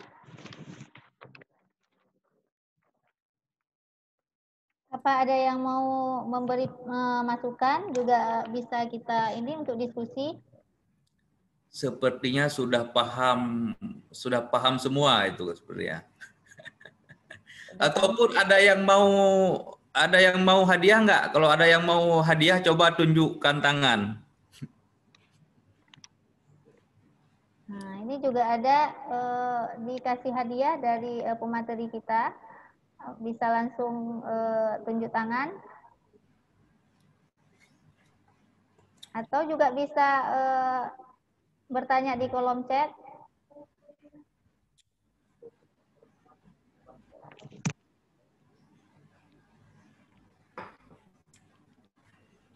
So, di sini juga hadir bersama kita Bapak Indra Milwadi. Beliau adalah Ketua KIP Kota Banda Aceh.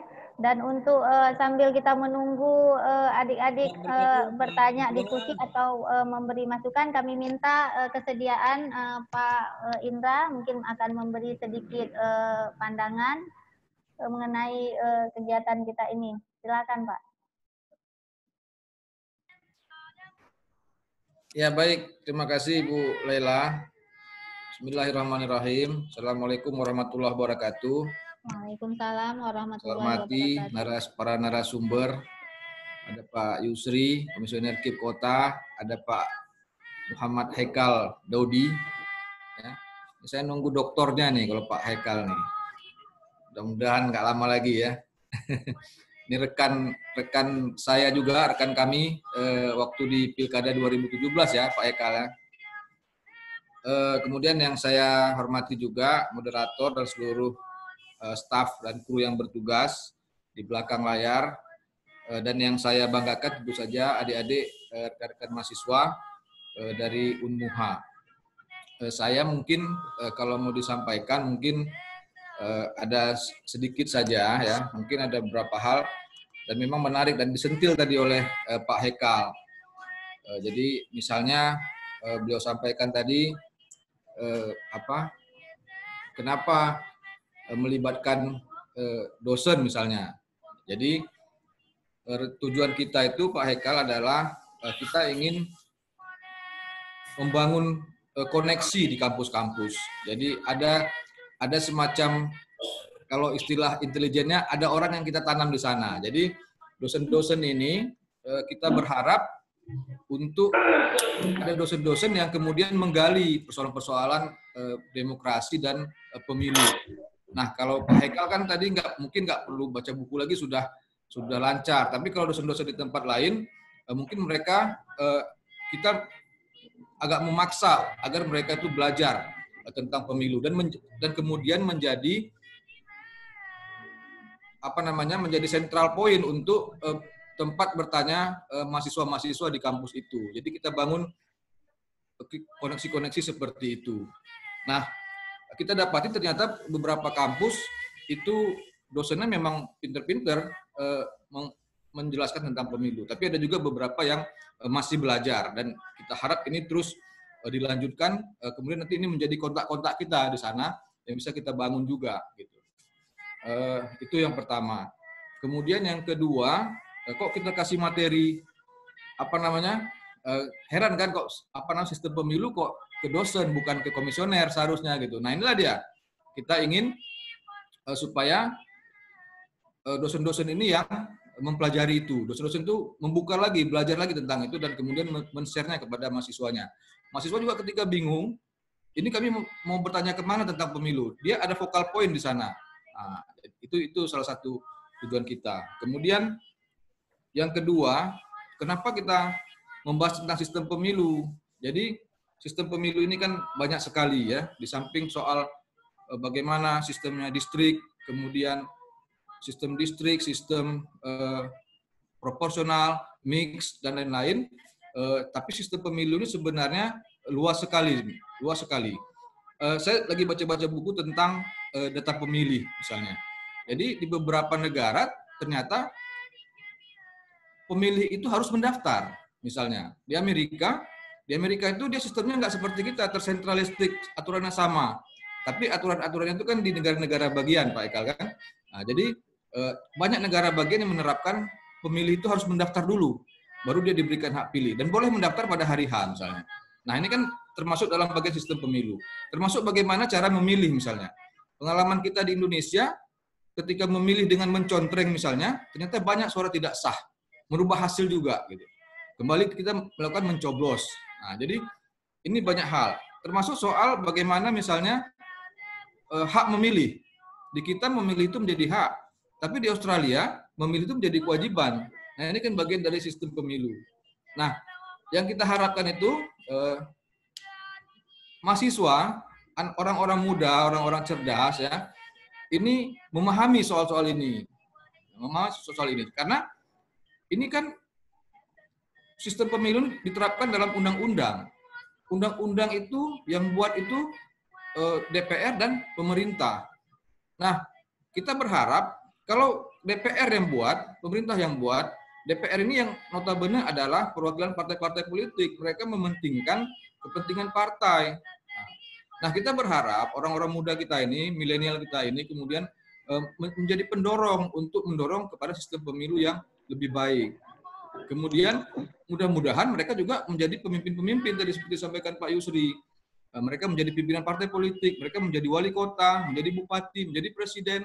Ini bisa mendorong untuk perbaikan-perbaikan sistem pemilu yang juga akan mendorong kepada perbaikan kesejahteraan masyarakat. Misalnya lagi yang paling aktual pertanyaan tentang syarat untuk dukungan calon kepala daerah misalnya. Nah kan jadi pertanyaan, kenapa kok ini yang aktual kan persoalan nepotisme sekarang. Kenapa kok Gibran di Solo cuma 2 pasangan calon? Kenapa kok Bobi di Medan cuma 2 pasangan calon? Karena memang syarat dukungan pasangan calon itu masih agak besar. Dikritisi sekarang, kenapa tidak dibuat lebih kecil saja? Misalnya. Nah ini juga bagian dari sistem pemilu. Nah ini hal-hal yang ingin kami share supaya menjadi pemahaman kita semua. Kemudian saya pikir ya apa yang sudah disampaikan tadi baik sekali dan mudah-mudahan ini menjadi peningkatan pemahaman untuk adik-adik mahasiswa supaya bisa kita sama-sama nanti mempraktikkan ini.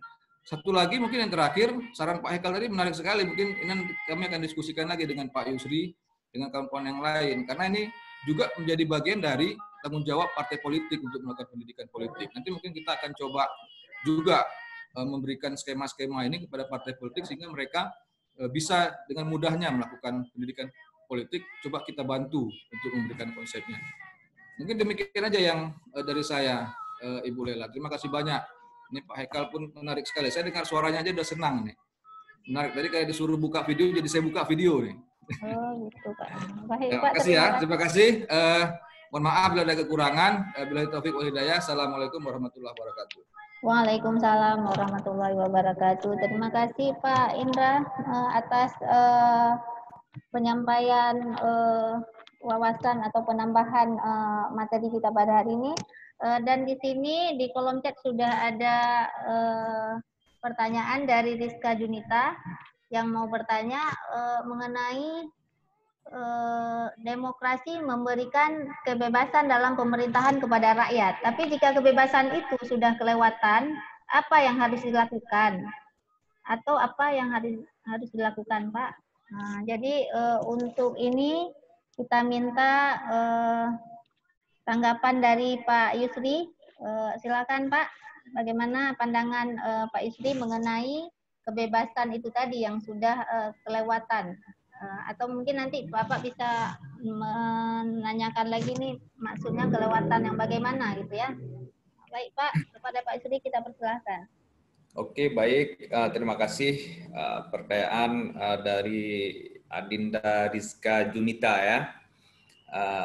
Tentang kebebasan di dalam pemerintahan. Maksudnya kebebasan dalam demokrasi ini ya. Kebebasan dalam demokrasi memang tentunya seperti yang saya jelaskan tadi bahwa memang demokrasi ini memberi kebebasan. Tentunya dalam kebebasan ini juga ada aturan-aturannya, ada ketentuannya.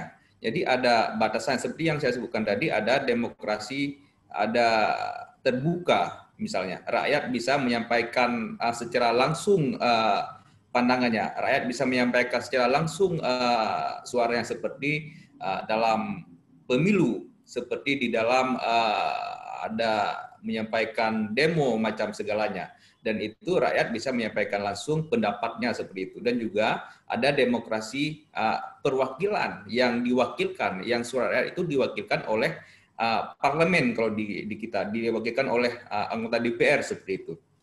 Tapi jika kebebasan itu sudah kelewatan, apa yang seharusnya dilakukan ya? Yang seperti yang saya sebutkan tadi tentunya ada aturan dan negara, karena negara kita adalah negara hukum, jadi akan dilakukan penindakan sesuai dengan aturan yang berlaku. Misalnya kebebasan dia dalam menghina, ada saya sebutkan tadi, dia menghina, melecehkan salah satu agama misalnya. Dia bisa juga diberlakukan dengan aturan-aturan yang terkait dengan bagaimana penistaan agama. Dan juga misalnya di dalam di dalam kebebasan berpendapat, misalnya dia lebih mengarah ke hal-hal yang makar misalnya. Dia akan ditindakkan dengan aturan-aturan negara yang berhubungan dengan itu. Dalam artinya negara kita negara konstitusi, negara kita negara hukum. Kebebasan di sini adalah kebebasan di dalam yang seperti saya sebutkan tadi. Jadi semua itu ada aturan dan akan dilakukan penindakan-penindakan sesuai dengan ketentuan yang ada. Mungkin begitu menurut hemat saya, Ibu Lela Kadri. Saya kembalikan.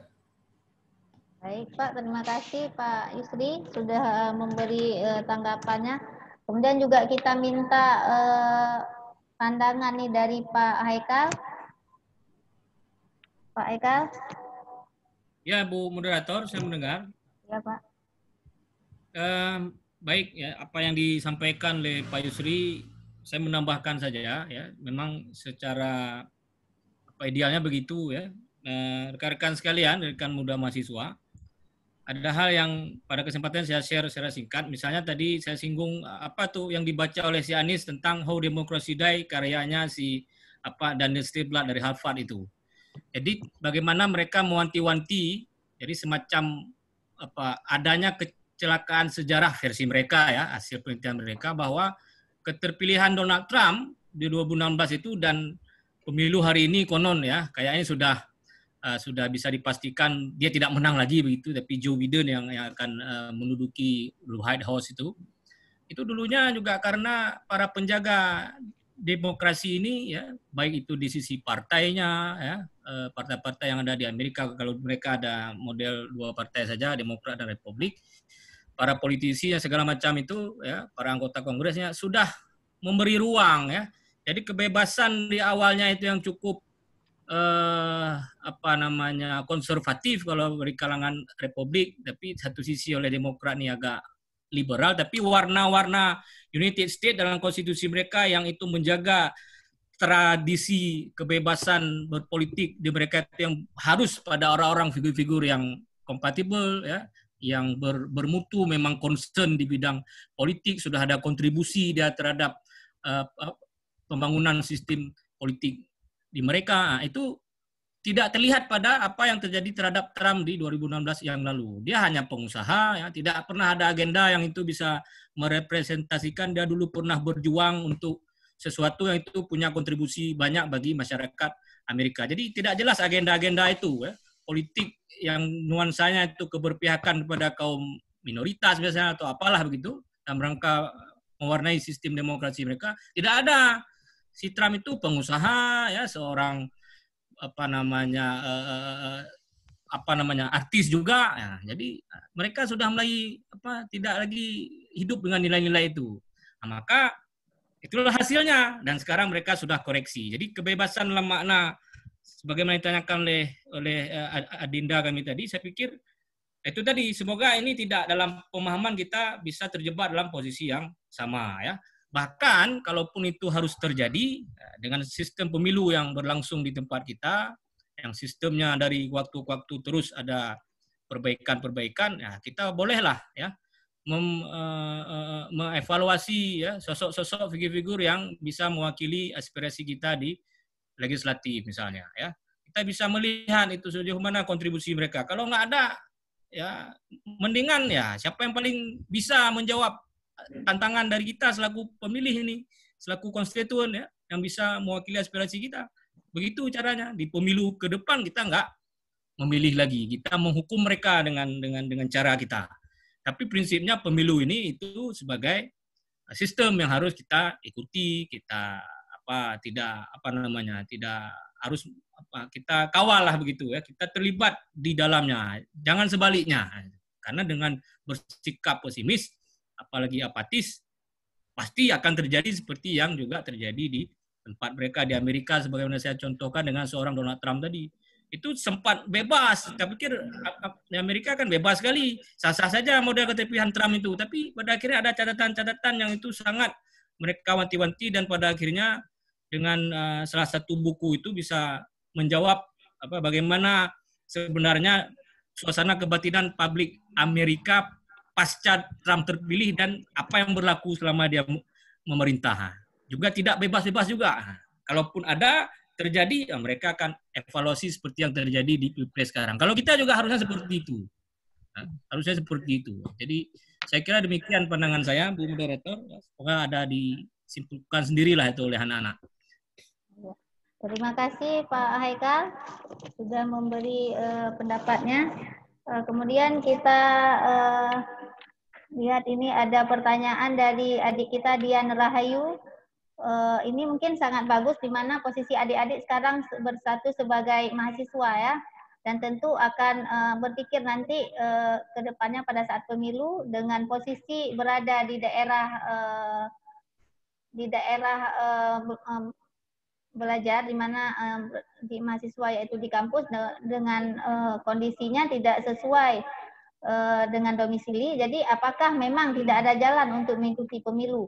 Dan untuk ini kita minta tanggapan dari Pak Yusri Razali. Silakan Pak. Oke, baik. Baik, terima kasih atas kesempatannya yang diberikan. Tapi sebelumnya saya meminta kepada adik-adik semuanya yang masih online mendengar untuk menghidupkan dulu videonya ya. Seperti disampaikan oleh Pak Muhammad Haikal tadi, bahwa untuk menghidupkan videonya dulu biar kami bisa melihat, bisa mengenal wajahnya. Jangan oke, sudah dihidupkan semuanya. Karena ini juga mungkin Bang Muhammad Haikal bisa juga menyiapkan satu pertanyaan ya, bisa menyiapkan satu pertanyaan untuk adik-adik mahasiswa nantinya, dan nanti hadiahnya akan bisa diambil langsung ataupun akan dihubungi oleh pihak manajemen ya, oleh pihak manajemen setelah dipotong pajak. Jadi seperti itu. Jadi menghidupkan semua videonya, dan karena ini waktu juga sudah jam 12 dan ini ada banyak chat yang saya baca. Ibu Lela, mohon izin untuk saya juga menjawab pertanyaan yang bisa saya baca di sini di kolom chat ini, bahwa yang pertanyaan yang juga terkait dengan oleh Adinda Dian Rahayu terkait dengan mahasiswa yang tidak berada di daerah masing-masing, apakah memang tidak ada jalan lain untuk bisa mengikuti pemilu. Ini bisa, dan bisa dimanapun kita berada bisa mengikuti pemilu. Yang kemarin itu kan mungkin ada di mahasiswa sudah tahu ada bisa oh ya, karena sudah hadir Pak Indra, jadi sebelum saya menjawab juga kepada Pak Indra, penghormatan saya kepada Pak Indra untuk menyiapkan satu pertanyaan Pak Indra, satu pertanyaan terhadap adik-adik mahasiswa nantinya terkait dengan, jadi ada 3 pertanyaan, dari saya satu pertanyaan, dari Pak Muhammad Haikal satu pertanyaan, juga dari Pak Indra satu pertanyaan, dan nanti akan siapa yang tepat menjawabnya, dia yang akan berhak mendapatkan oleh-oleh dari KIP Kota Banda Aceh setelah dipotong pajak ya.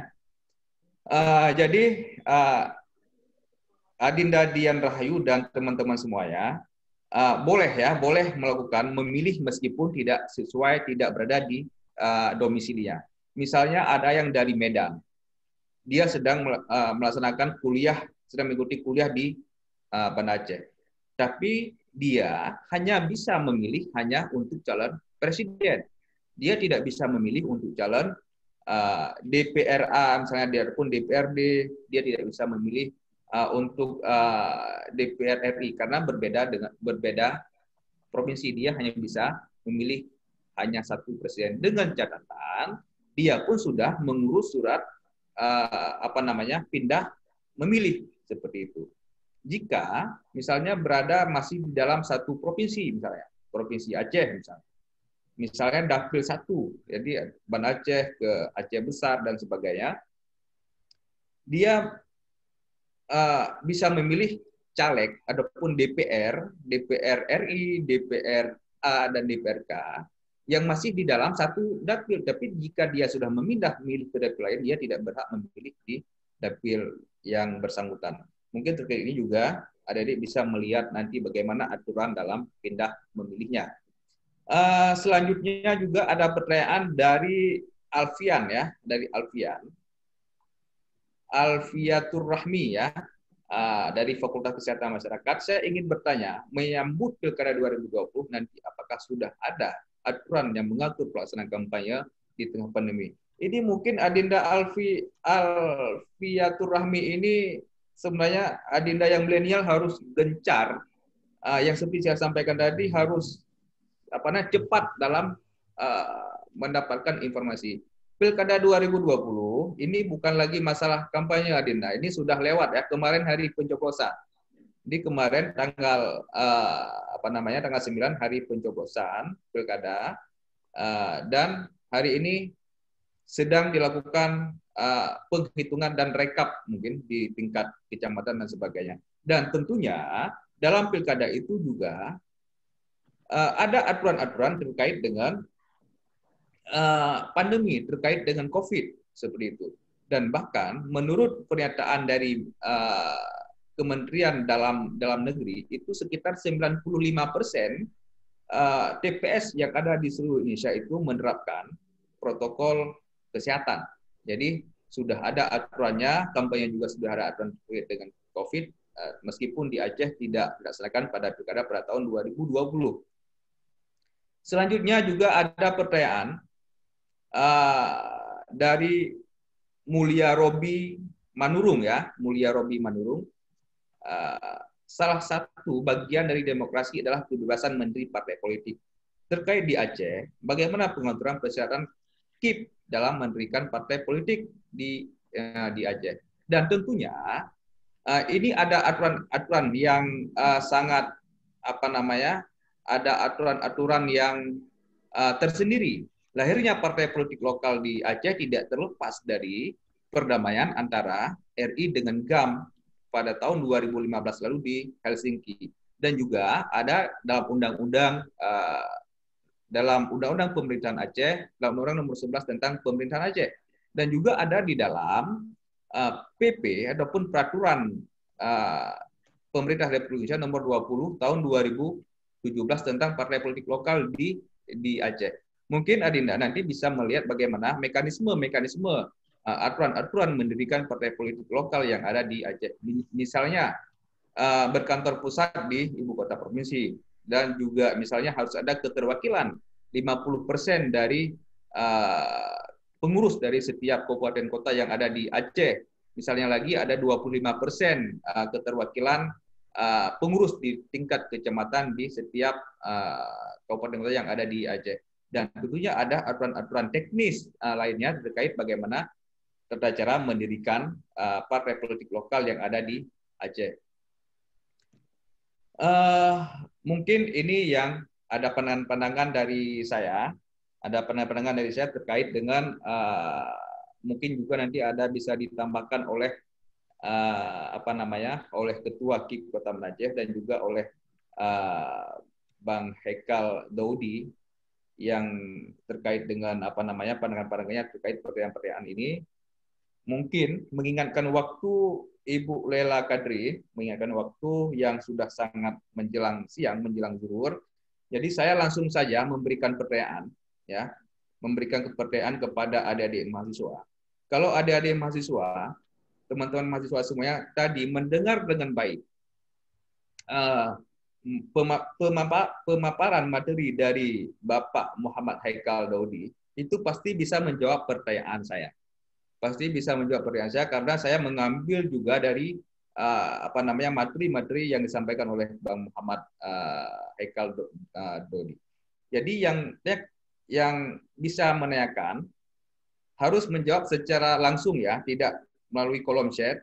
Jadi menjawab secara langsung dengan cara menyampaikan, nanti moderator akan melihat siapa yang lebih duluan ingin menjawab ya. Ini pertanyaan dari saya lagi-lagi saya sampaikan bahwa sangat erat hubungan dengan materi yang disampaikan oleh Bapak Muhammad Haikal ya. Jadi pertanyaannya, kapan pertama kali partai politik lokal ikut pemilu di Indonesia? Jadi itu pertanyaannya. Kapan pertama kali partai politik lokal ikut pemilu di Indonesia?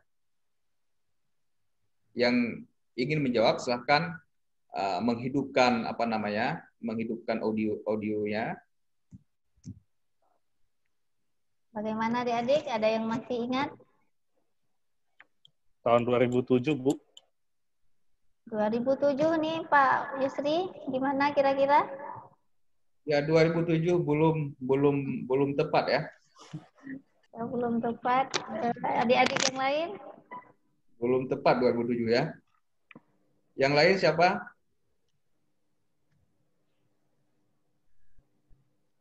Apa bisa diputar memorinya? Tadi sama-sama sudah kita dengarkan penjelasan dari Pak Haikal.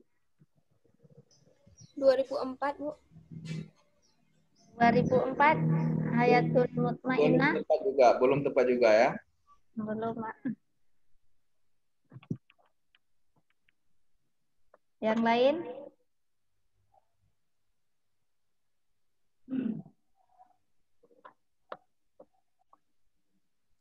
Ini Ragu-ragu ya. mahasiswa dari semua fakultas yang ada di Unmuha ya. Iya. Oke, ada yang bisa menjawab. Kalau tidak bisa menjawab ya hadiahnya ya untuk saya ya.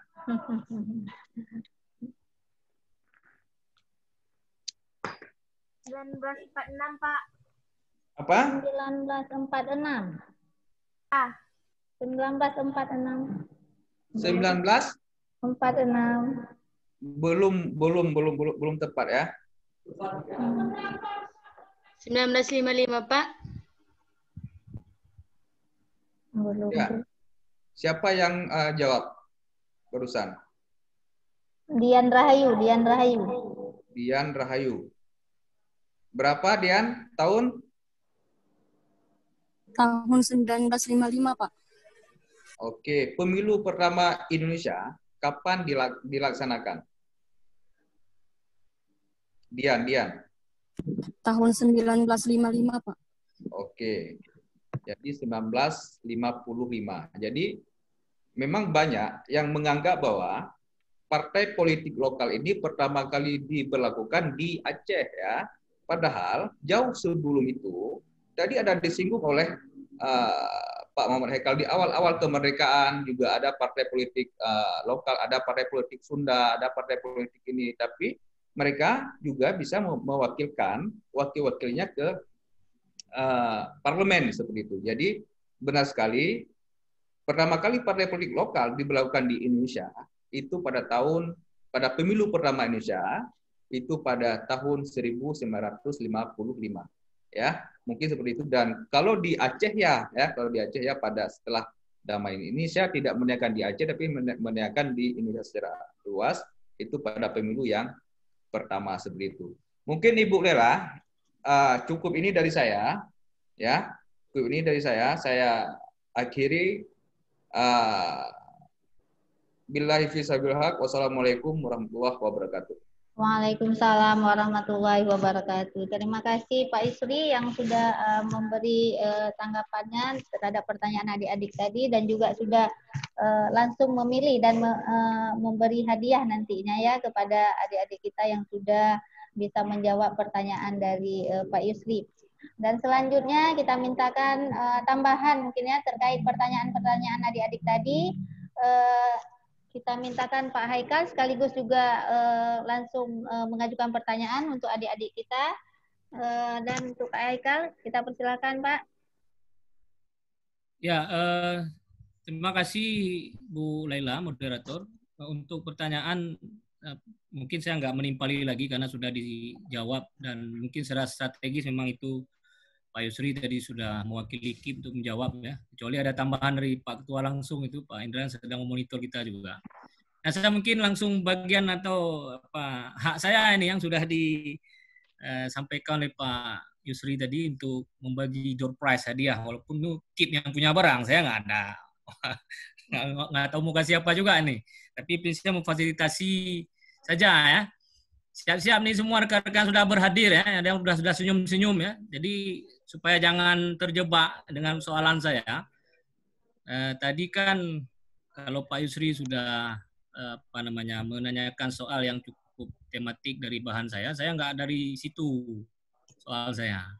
Tapi dari apa yang sudah kita siapkan ya menjelang hari ini, termasuk ya, rekan-rekan meregistrasi informasi dari mana dapat awalnya ini dan seterusnya. Saya ingin uji itu, ya dari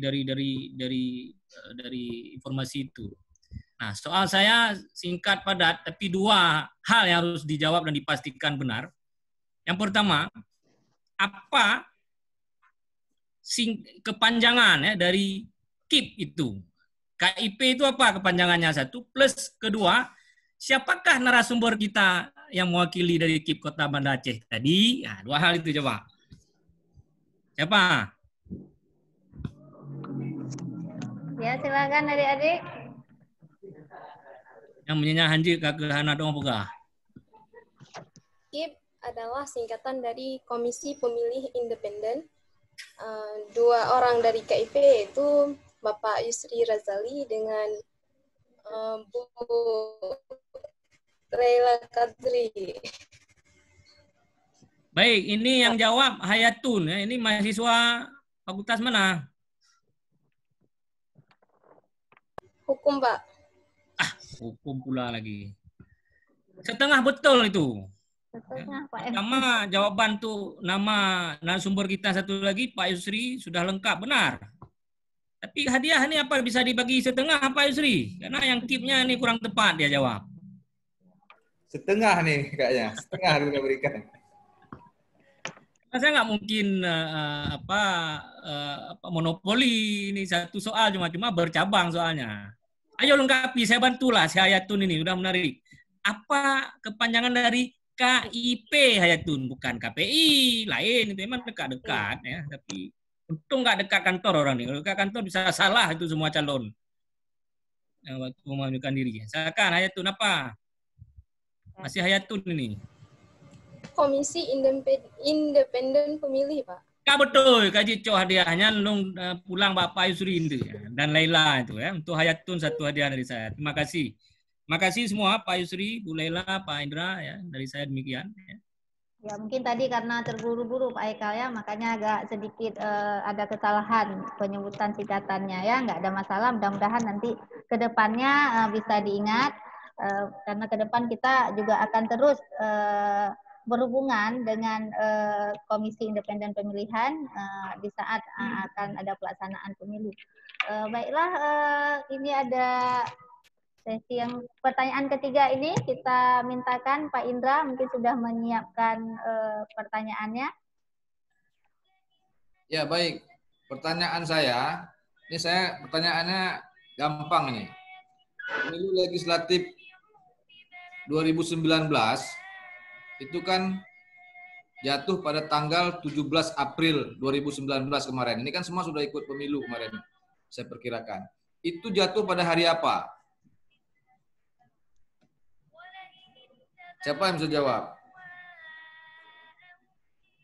Tanggal 17 April 2019, pemilu legislatif 2019 dan pemilu presiden, itu jatuhnya pada hari apa? Rabu, Pak. Siapa yang jawab tadi? Widiana. Ya, Pak. Ya. Jadi, udah betul itu. Jadi yang mau saya jelaskan adalah bahwa pemilu kemarin, ya kan, pilkada kan tanggal 9 Desember, itu juga pada hari Rabu. Artinya apa? Jadi rata-rata ya, semua pemilu Indonesia belakangan pasca reformasi itu jatuh pada hari Rabu. Kenapa? Karena KPU memperhitungkan bahwa agar jangan itu dekat dengan tanggal merah. Karena nanti orang akan liburan, dia nggak pemilu, pulang kampung. Nah, kemudian jangan hari kejepit. Nah, jadi saya mau sampaikan bahwa begitu pentingnya sampai dengan hari pemilu pun itu diperkirakan atau diperhitungkan dengan matang oleh penyelenggara pemilu. Nah, jadi apalagi hal-hal yang lain, ya. Dan pastikan ini terdaftar dalam daftar pemilih nanti. Jangan sampai nggak ikut pemilu ke depan. Yang akan juga insya Allah pada hari Rabu. Baik, makasih. Saya pikir demikian aja, Bu Lela. Baik, terima kasih Pak Indra. Mungkin adik-adik pun tidak ada lagi yang ingin bertanya. Dan tentu diskusi kita pada hari ini sangat menarik. Namun karena kita sudah di penghujung waktu dan kita ucapkan terima kasih kepada semua narasumber kita yang telah meluangkan waktu dan berbagi ilmu kepada kita semua, dan mungkin kita bisa bertemu di lain kesempatan. Mungkin hanya di sini, adik-adik sekalian. Demikian acara kita pada hari ini. Semoga bermanfaat untuk adik-adik semua. Terima kasih atas partisipasinya dan semoga kita bisa bertemu di lain kesempatan. Saya Laila Kadri selaku moderator. Mohon maaf apabila ada kekurangan. Namun sebelumnya kita nanti akan ada sesi foto bersama untuk adik-adik. Harap mengaktifkan videonya. Dan saya akhiri, wabillahi taufik wal hidayah. Wassalamualaikum warahmatullahi wabarakatuh. Waalaikumsalam. Terima kasih Pak Eka. Terima kasih Pak Indra, Pak Ketua, Pak Yusri. Terima kasih Bu Lela. Terima kasih banyak ya. Foto bersama.